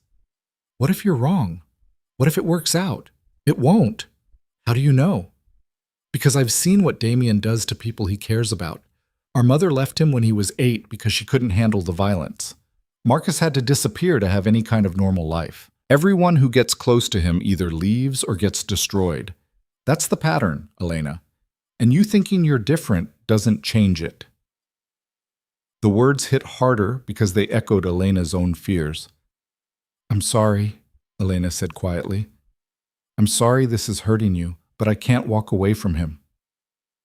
Then I can't watch. Sarah's voice broke completely. I love you, but I can't do this.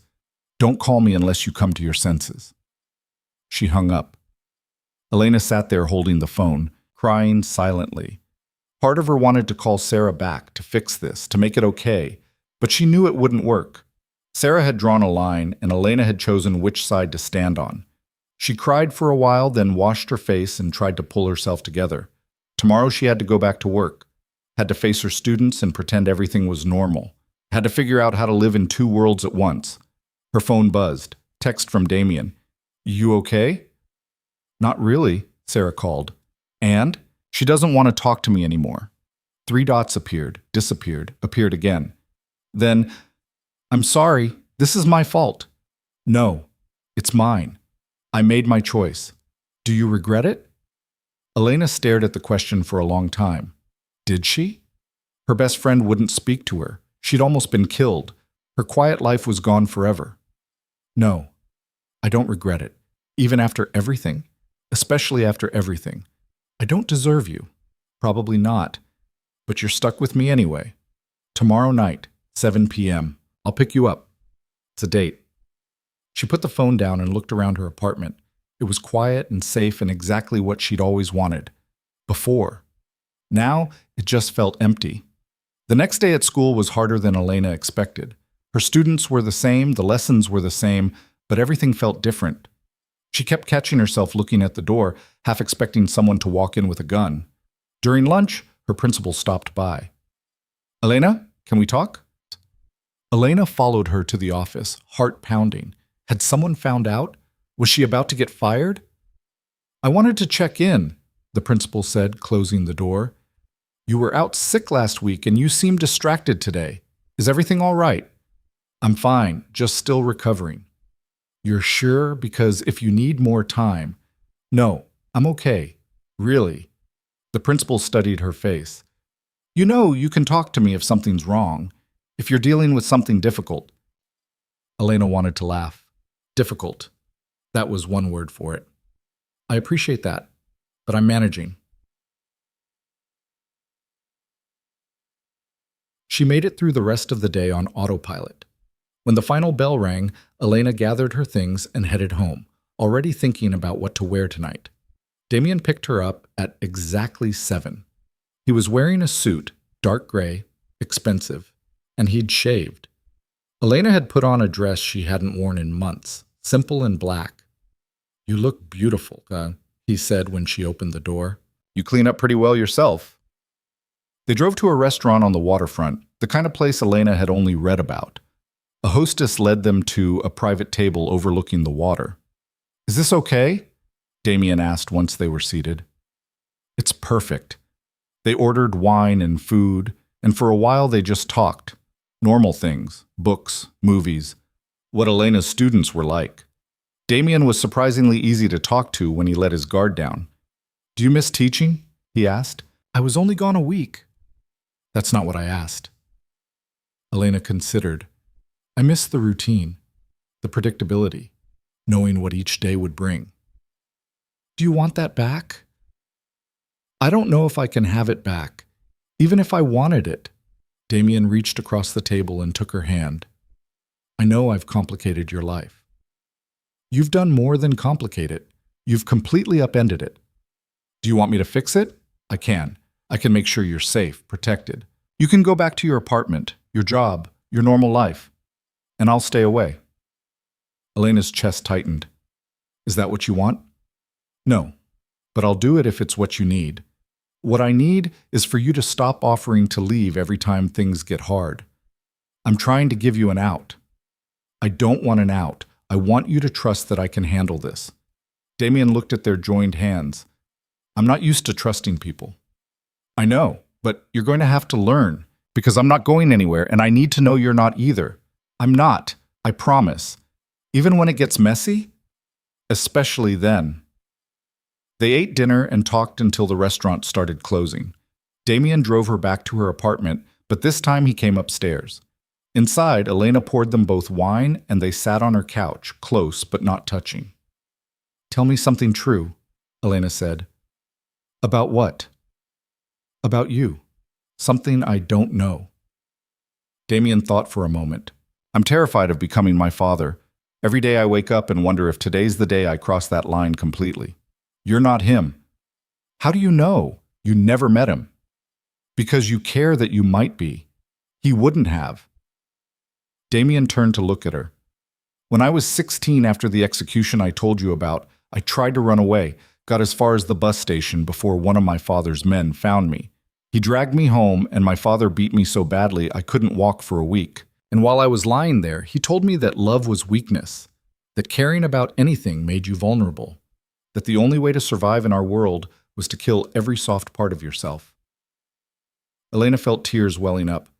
I'm sorry. Don't be. He was right about one thing. Caring about you makes me vulnerable. But he was wrong about the rest. It doesn't make me weak. It makes me want to be better. Better how? I've been thinking about what you said, about transforming the organization. I can't promise it's possible, but I want to try. Elena's heart skipped. Really? Really? It'll take years, maybe decades, and it might not work, but I want to try to build something that doesn't require violence to maintain. What changed your mind? You, Marcus, almost losing both of you. He touched her face gently. I've spent 15 years building an empire on fear. I want to spend the next 15 building something worth protecting instead. Elena kissed him, slow and deep. Damien pulled her closer, his hands tangling in her hair. Stay with me tonight, she whispered against his mouth. Are you sure? I've never been more sure of anything. They moved to her bedroom, taking their time. This wasn't desperate like before. It was deliberate, careful, each touch meaning something. Afterward, they lay tangled together, Elena's head on Damien's chest, listening to his heartbeat. I love you, she said. I love you too. What happens now? We figure it out together. Together, Elena repeated, liking the sound of it. They fell asleep like that, wrapped around each other, two people trying to build something real from broken pieces. Over the next few weeks, they fell into a rhythm. Damien would come to Elena's apartment most nights, sometimes straight from meetings that left him tense and quiet. Elena learned to read his moods, to know when he needed space and when he needed her close. She went back to teaching full-time. Damien hired security that she wasn't supposed to notice, a rotating cast of people who just happened to be near her apartment, her school, wherever she went. It should have felt invasive. Instead, it felt safe. They had dinner together most nights, sometimes at her place, sometimes at his. Damien was teaching her to cook Italian dishes his grandmother had made. Elena was introducing him to authors he'd never read. It felt almost normal. Almost. But there were reminders. The phone calls Damien would take in another room, voice hard. The nights he came home with bruised knuckles. The way he always sat facing the door, always knew where the exits were. One night, about a month in, Elena woke up to find Damien's side of the bed empty. She found him in her living room staring out the window. "Can't sleep?" she asked. Thinking. About what? Everything. The business. Us. How to make this work long term. Elena came to stand beside him. "You don't have to figure it all out tonight. I know, but I want to. I want to give you the life you deserve. I have the life I want." Damien looked at her. "Do you? Really? Because from where I'm standing, you gave up your best friend, your peace of mind, and your safety for me. That's not nothing." "No, it's not. But I chose it, and I'd choose it again. Why? Because loving you makes me braver than I've ever been, stronger, more alive." She took his hand. "Before you, I was going through the motions, safe and small and scared of everything. Now I'm still scared, but I'm living, really living." Damien pulled her into his arms. "I don't know what I did to deserve you. You let me see the real you. That's all I ever wanted." They went back to bed, and this time Damien slept. But the peaceful moment didn't last. The next day, Luca called with news. One of Marco's former lieutenants was making moves, trying to consolidate power. There were rumors of retaliation coming. "How serious?" Damien asked. "Serious enough. He's reaching out to other families, building alliances. Could be a problem in a few months if we don't address it now." "Set up a meeting. Let's see if we can handle this diplomatically." Luca sounded surprised. "Diplomatically? Since when?" "Since I'm trying a different approach. This better not be about the girl." "Watch it." "I'm just saying, going soft now is dangerous." "I'm not going soft. I'm being strategic. There's a difference." Damien hung up and found Elena watching him from the kitchen. "Trouble?" she asked. "Always, but I'm handling it." "The diplomatic way?" "Trying to. We'll see if it works." The meeting was set for the following week. Damien prepared carefully, running scenarios, planning contingencies. Elena watched him work, seeing the strategist underneath the violence. "You're good at this," she observed one night. "At what?" "At thinking 3 moves ahead, at seeing patterns. You could have been anything: CEO, politician, chess master. Instead, I'm a criminal. You're more than that. Am I?" Elena set down her book. "Yes, you're someone trying to change. That takes courage. Or stupidity. Maybe both." Damien smiled, a real smile, rare and beautiful. "Maybe both." The night before the meeting, Damien asked Elena to stay at his place. He wanted her somewhere he knew was secure, with full security detail. Elena agreed without argument. She was learning to pick her battles. Damien left early the next morning. Elena tried to work on lesson plans, but her mind kept wandering. What if the meeting went wrong? What if someone tried to hurt him? She was pacing when Luca showed up at the door. "He sent you to babysit me?" Elena asked. "He sent me to make sure you don't worry yourself sick." Luca came inside looking around. "Nice place, very Damien, all expensive and no personality." "There's personality, you just have to look for it." Luca raised an eyebrow. "You're defending his interior design choices now?" "I'm defending him." "Yeah, I noticed." Luca sprawled on the couch. "You're good for him, you know. He's different since you showed up." "Different how?" "Less likely to shoot first and ask questions never. More willing to actually think through consequences." Luca studied her. "He cares about you. Like, actually cares. I've never seen him care about anyone except maybe Marcus. I care about him too." "Enough to deal with this life forever?" Elena sat down. "I don't know about forever. I'm dealing with today, tomorrow. That's all I can promise. That's fair. More honest than most people are." Luca's phone buzzed. He checked it, expression tightening. Meeting's done, they're on their way back. And? And we'll find out when they get here. Damien arrived 30 minutes later looking exhausted but unharmed. Elena ran to him and he caught her, holding tight. I'm okay, he murmured. It's okay. What happened? We reached an agreement, temporary, but it buys us time. Luca appeared in the doorway. You trust him? No, but I trust that he's more afraid of a war than he is greedy for power, at least for now. And when that changes? We deal with it then.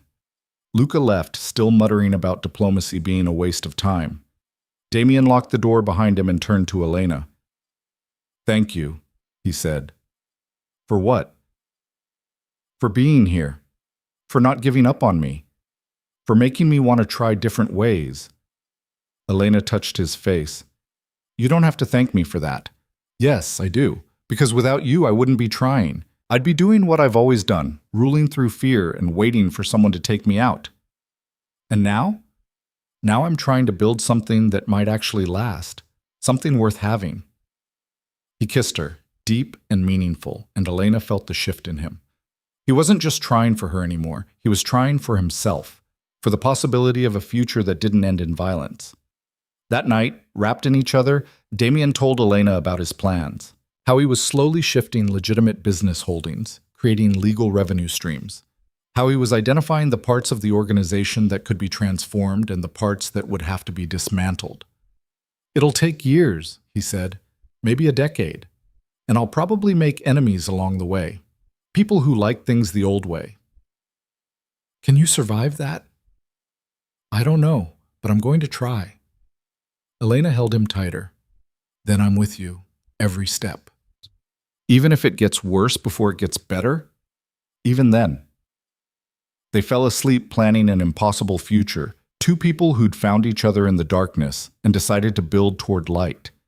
The weeks turned into months. Elena and Damien became a unit, learning each other's rhythms, building a life that balanced his world and hers. It wasn't perfect. There were hard nights when Damien came home covered in other people's blood. Days when Elena couldn't stop looking over her shoulder. But there were also quiet mornings drinking coffee together. Evenings cooking dinner and arguing about everything and nothing. Moments of peace stolen between the chaos. And slowly, impossibly, it started to feel sustainable. Elena still missed Sarah. That ache never went away. But she was building a life she could live with, alongside a man she loved completely. It was messy and complicated and dangerous. It was also real. And that, Elena decided, was enough. 6 months after the warehouse, Elena woke up in Damien's bed and realized she couldn't remember the last time she'd slept in her own apartment.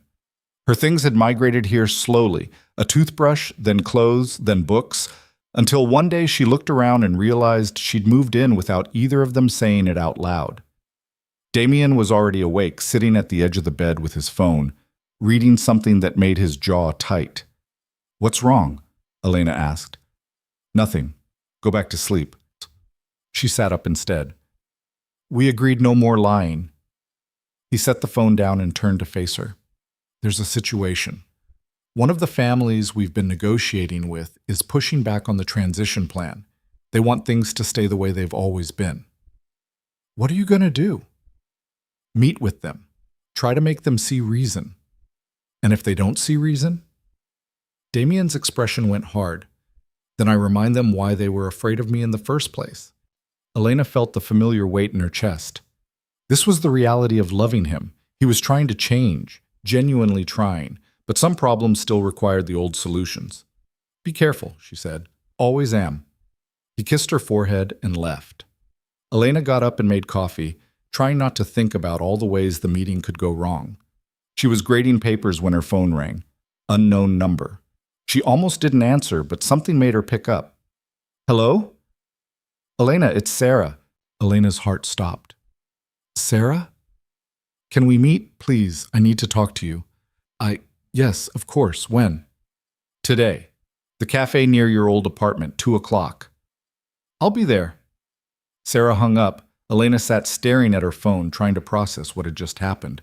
6 months of silence, and now this. She texted Damien. Sarah wants to meet.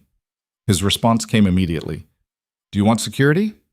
No, just me and her. Are you sure? Yes, I'll be fine. Call me when you're done. Elena spent the next few hours anxious and distracted. She changed clothes 3 times, practiced what she might say, tried to prepare for every possible version of this conversation. At 2 o'clock, she walked into the cafe and found Sarah already there, sitting in the back corner. She looked different, thinner, tired, like the last 6 months had been hard on her too. Hi, Elena said, sliding into the seat across from her. Hi. Sarah's eyes were red. Thanks for coming. Of course. They sat in awkward silence for a moment. Then Sarah said, I'm sorry for cutting you off. For the things I said. Mopam, dan. Elena felt tears prick her eyes. I'm sorry too, for hurting you. You didn't mean to. That doesn't make it better. Sarah wrapped her hands around her coffee cup. I've been thinking a lot about what you said, about choosing him. And I was angry because I thought you were being reckless, throwing your life away for someone who couldn't possibly be worth it. And now? Now I think maybe I was wrong. Not about the danger, that's still real, but about you not knowing what you were doing. Sarah looked up, meeting Elena's eyes. You're not stupid. You're not naive. You went into this with your eyes open, and you're still choosing it. That has to mean something. Elena's throat was tight. It means everything. I talked to Marcus, Sarah continued. He came to see me last month. Told me about the warehouse, about how you were there, how you helped save him. Sarah, let me finish. He said Damien's different now, that he's trying to change things, and Marcus thinks it's because of you. I don't know if that's true. I do. I know my brother. I've watched him become harder and colder every year since our father died. But the last few months, he's been different. He calls me sometimes, asks how I am, actually listens to the answer. Sarah's voice cracked. That's you. You did that. Elena didn't know what to say. I'm not saying I'm okay with all of it, Sarah added. I'm still terrified something's going to happen to you, but I can't keep shutting you out because of what might happen. You're my best friend, and I miss you. I miss you too, Elena said, tears spilling over. So much. They both stood and hugged across the table, crying and laughing at the same time. When they finally sat back down, Sarah said, Tell me everything. I want to know what I missed. Mishu? Dad Sam. So Elena did. She told Sarah about the safe house, about falling in love, about the long nights when Damien came home broken, and she had to figure out how to put him back together, about teaching herself to live with fear and uncertainty, about finding strength she didn't know she had. Sarah listened to all of it, sometimes wincing, sometimes smiling. When Elena finished, Sarah reached across the table and squeezed her hand. You really love him. I really do. And he loves you? He says he does, and I believe him. Sarah was quiet for a moment. Our father would have hated this, would have hated you for making Damien soft. I haven't made him soft. I've just given him a reason to want something besides power. That's what I mean, and it's a good thing. Our father's way destroyed everything it touched. Maybe Damien's new way will be different. Sarah paused. Is he really trying to go legitimate? Yes, it's slow, but he's serious about it. That's dangerous. A lot of people won't want that to happen. I know, but he's doing it anyway. Sarah shook her head, something like pride in her expression. I never thought I'd see the day. Damien Moretti, the man everyone's terrified of, trying to build something clean. He's still terrifying when he needs to be. Good. He'll need that before this is over. They talked for another hour, rebuilding what had been broken. When they finally said goodbye, Sarah hugged Elena tight. Be careful, she whispered. Please, I just got you back. I can't lose you. You won't, I promise. Elena walked back to Damien's building feeling lighter than she had in months. She texted him. It went well. We're okay. His response? Good. I'm glad. How was your meeting? Productive. Does productive mean what I think it means? Depends. Are you asking if anyone got hurt? Yes. Then no. Nobody got hurt. We talked. They listened. For now. Elena felt relief wash through her. He was really doing it. really trying to solve problems without violence. When Damien came home that night, Elena told him about Sarah. He listened quietly, then said, "I'm glad she reached out." "Me too. I didn't realize how much I missed her until today." "She was right to be angry with me. I did put you in danger.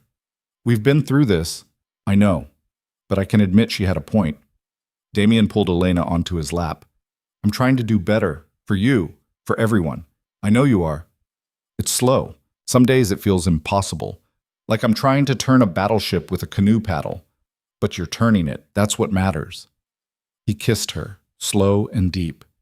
"What did I do to deserve you?" "You saw me, really saw me, that first night in the library. I thought I was just meeting Sarah's friend. And instead I met the person who would change my entire life." They made love that night with a tenderness that still surprised Elena sometimes. Damien could be brutal when necessary, but with her he was careful, reverent, like she was something sacred. Afterward, lying tangled together, Damien said, "I want to show you something tomorrow." "What?" "It's a surprise. I don't like surprises. You'll like this one." The next day, Damien drove them out of the city. Elena watched the buildings give way to trees, highways, to back roads. "Where are we going?" "You'll see." They pulled up to a property Elena had never seen before. Acres of land, a house that was old but beautiful, surrounded by gardens that had gone wild. "What is this?" Elena asked. "It was my grandmother's house. She left it to me when she died." Damien got out of the car. "Come on." They walked through the overgrown gardens to the house.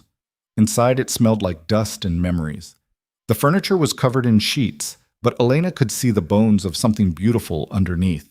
"My grandmother was the only person in my family who wasn't involved in the business," Damien said, walking through rooms Elena could tell he knew by heart. "She hated what my father did, hated the violence. She tried to get me out when I was young, but he wouldn't allow it." "She sounds like she loved you very much." "She did. She was the only person who ever saw me as something other than my father's son."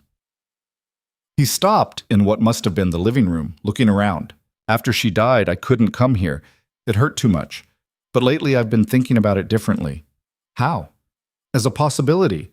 A place that's separate from everything else. Clean." Elena understood then. "You want to fix it up." "I want us to fix it up. Together. Make it ours." Her heart swelled. "Really?" "Really. It'll take time. The house needs work. But we could make it beautiful again. Have a place that's just ours. Away from the city, from the business, from everything." Elena walked to the window, looking out at the wild gardens.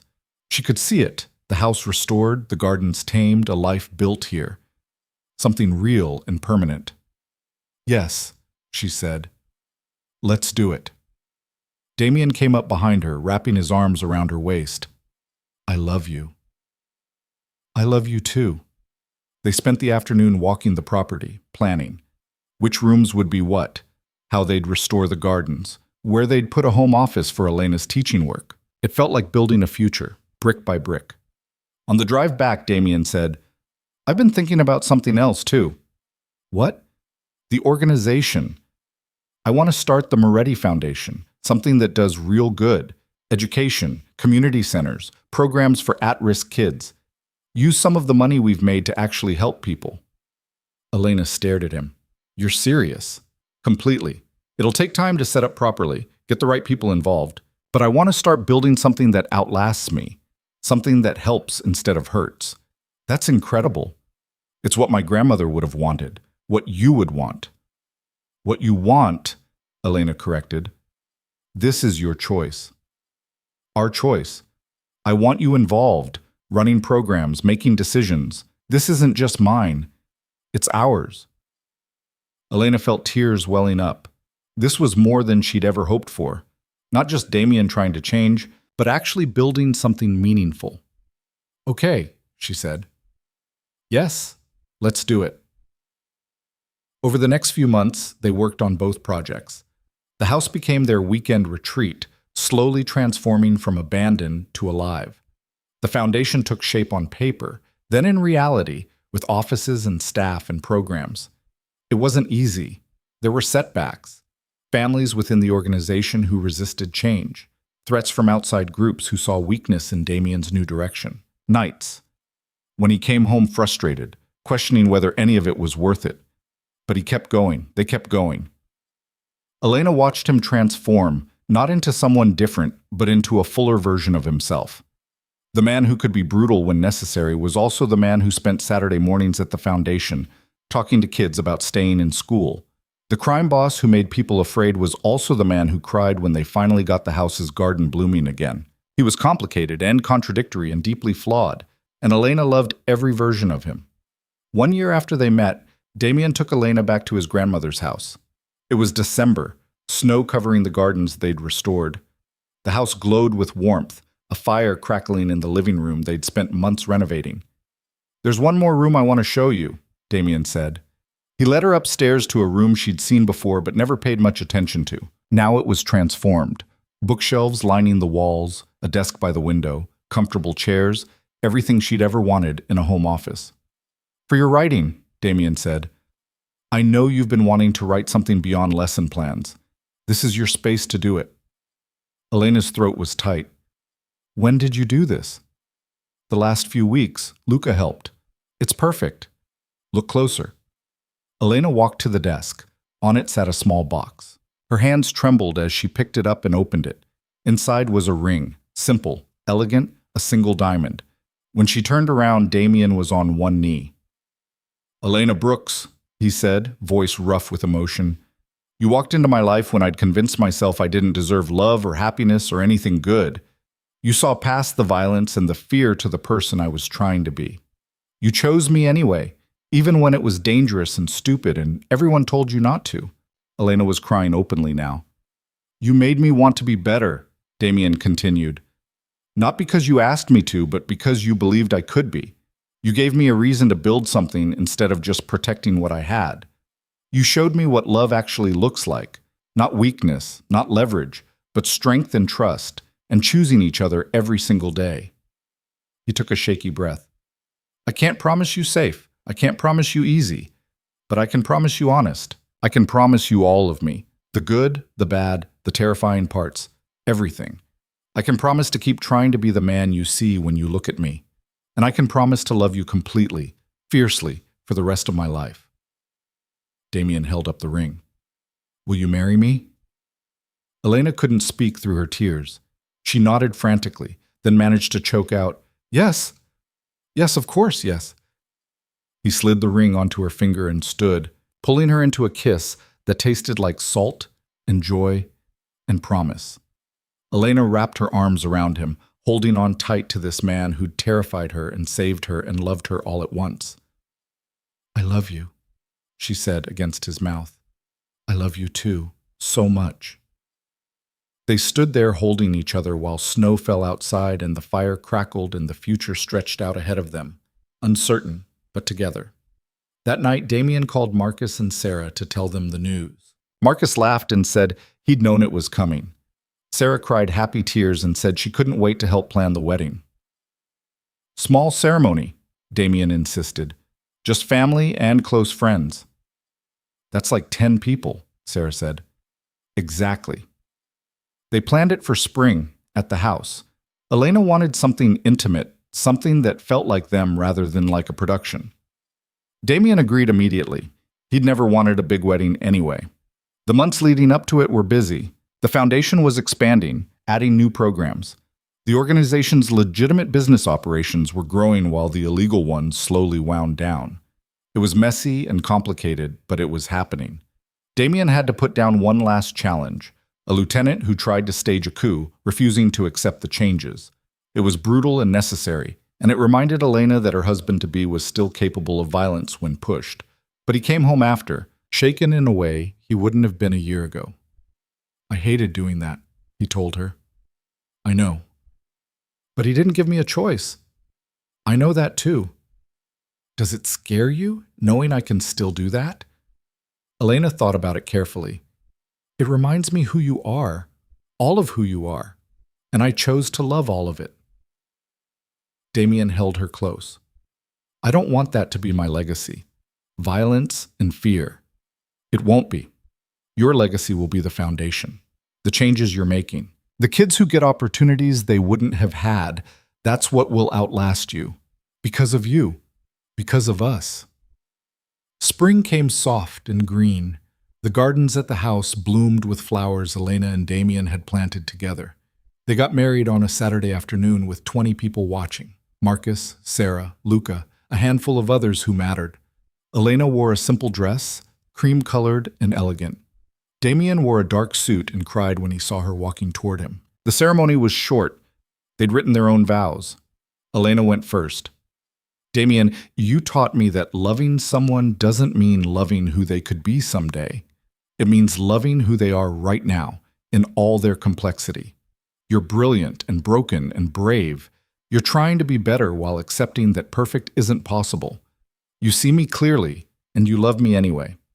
I promise to do the same for you, to choose you every day, to be honest even when it's hard, to build this life with you, whatever it brings. Damien's hand shook as he held hers. Elena, I was convinced I wasn't capable of this kind of love, that my father had beaten it out of me years ago. You proved me wrong. You showed me that choosing to be vulnerable, to let someone in, to care about something more than power, that's not weakness. It's the bravest thing I've ever done. I promise to protect you, but also to trust you to be strong, to tell you the truth even when it's ugly, to keep trying to build something worth having, and to love you completely for the rest of our lives. They exchanged rings. Elena's engagement ring joined by a simple band, Damien's a match to hers. When the officiant said they could kiss, Damien cupped Elena's face in both hands and kissed her like she was the only thing in the world that mattered. Everyone cheered. Sarah was crying. Marcus was grinning. Even Luca looked emotional. The reception was simple. Food, music, dancing in the garden. Elena danced with Damien, with Marcus, with Sarah. She looked around at the people gathered here and felt overwhelmed with gratitude. This was her family now. Complicated, dangerous, imperfect. But hers. As the sun set, Damien pulled Elena away from the party, leading her to the edge of the property where they could see the house glowing with light and hear the laughter floating from the garden. Happy? He asked. Incredibly. No regrets? Not one. He wrapped his arms around her from behind, and they stood watching the celebration they'd created. Thank you, Damien said quietly. For what? For seeing something in me worth saving, for not giving up even when I tried to push you away, for choosing this life. Elena leaned back against him. Thank you for letting me in, for trying, for loving me enough to want to be better. I'm still going to mess up sometimes. I know, so will I. That's how this works. As long as you're patient with me. Always. They went back to the party and danced until the stars came out. When the last guest left, Damien and Elena stood on the porch of their house, theirs now, truly, and looked at their future. It wouldn't be easy. There would be more challenges, more threats, more moments when they'd have to choose between the old way and the new, but they'd face it together. Elena had walked into a library a year ago and met a man who scared her. She'd chosen him anyway, against all logic and reason. And in doing so, she had found something she didn't even know she was looking for. A love that was real and raw and worth fighting for. She'd learned that safety wasn't the same as happiness, that loving someone meant accepting all of them, darkness included, that courage wasn't the absence of fear but moving forward despite it. Damien had learned that changing didn't mean erasing who you'd been, that vulnerability could be strength, that building something mattered more than maintaining power, that love wasn't leverage, it was foundation. Together, they were learning that healing wasn't linear, that forgiveness was possible, even for the worst things, that family could be chosen and rebuilt, that hope could grow in the darkest soil. 6 months later, the Moretti Foundation opened its first youth center in the neighborhood where Damien had grown up. Elena cut the ribbon, Damien beside her, both of them surrounded by kids who'd never know the violence that had funded this opportunity. A year after that, they found out Elena was pregnant. Damien cried when she told him, overwhelmed with joy and terror in equal measure. I don't know how to be a father, he admitted. Mine was terrible. What if I... You won't, Elena said firmly. because you know what not to do, and because you'll have me. We'll figure it out together. Their daughter was born on a warm summer night, with Sarah and Marcus in the waiting room and Damien holding Elena's hand through all of it. When the nurses placed the baby in his arms, he looked at Elena with wonder. "She's perfect," he whispered. "She's ours." They named her Grace, after Damien's grandmother. And watching him hold her, watching him promise to give her a life free from violence and fear, Elena knew they'd done the impossible. They'd built something real from broken pieces. They'd taken a story that should have ended in tragedy and turned it into something beautiful. It wasn't perfect. There were still hard days, nights when Damien struggled with the weight of everything he'd done, everyone he'd been. Moments when Elena wondered if she'd made the right choices. But then Grace would laugh, or Damien would look at Elena like she hung the moon, or they'd stand in their garden watching the sunset, and she'd know. This was right. Messy and complicated and sometimes scary, but right. Because love wasn't about finding someone perfect. It was about finding someone real and choosing them anyway. It was about building trust brick by brick, forgiveness moment by moment, a future day by day. Elena had been a teacher who played it safe, who'd built a life around avoiding risk. And then she'd met a man who was everything she should have run from, and she'd chosen to stay instead. That choice had cost her, but it had also given her everything, standing in the house they'd restored together, holding the family they'd created, looking at the foundation they'd built to help others. Elena understood something fundamental about love and courage and change. You couldn't predict where life would take you. You couldn't control who you'd fall for or what loving them would require. All you could do was decide who you wanted to be and then have the courage to choose it over and over again, even when it was hard. Damien had been right that first night. She should have stayed away from him. It would have been safer. But safety had never been the point. The point was living fully, loving completely, and building something that mattered with someone who saw you clearly and chose you anyway. The point was finding hope in darkness and growing it into light. The point was this: two imperfect people trying their best, choosing each other every single day. And that, Elena thought, holding her daughter while Damien wrapped his arms around them both, was more than enough. It was everything.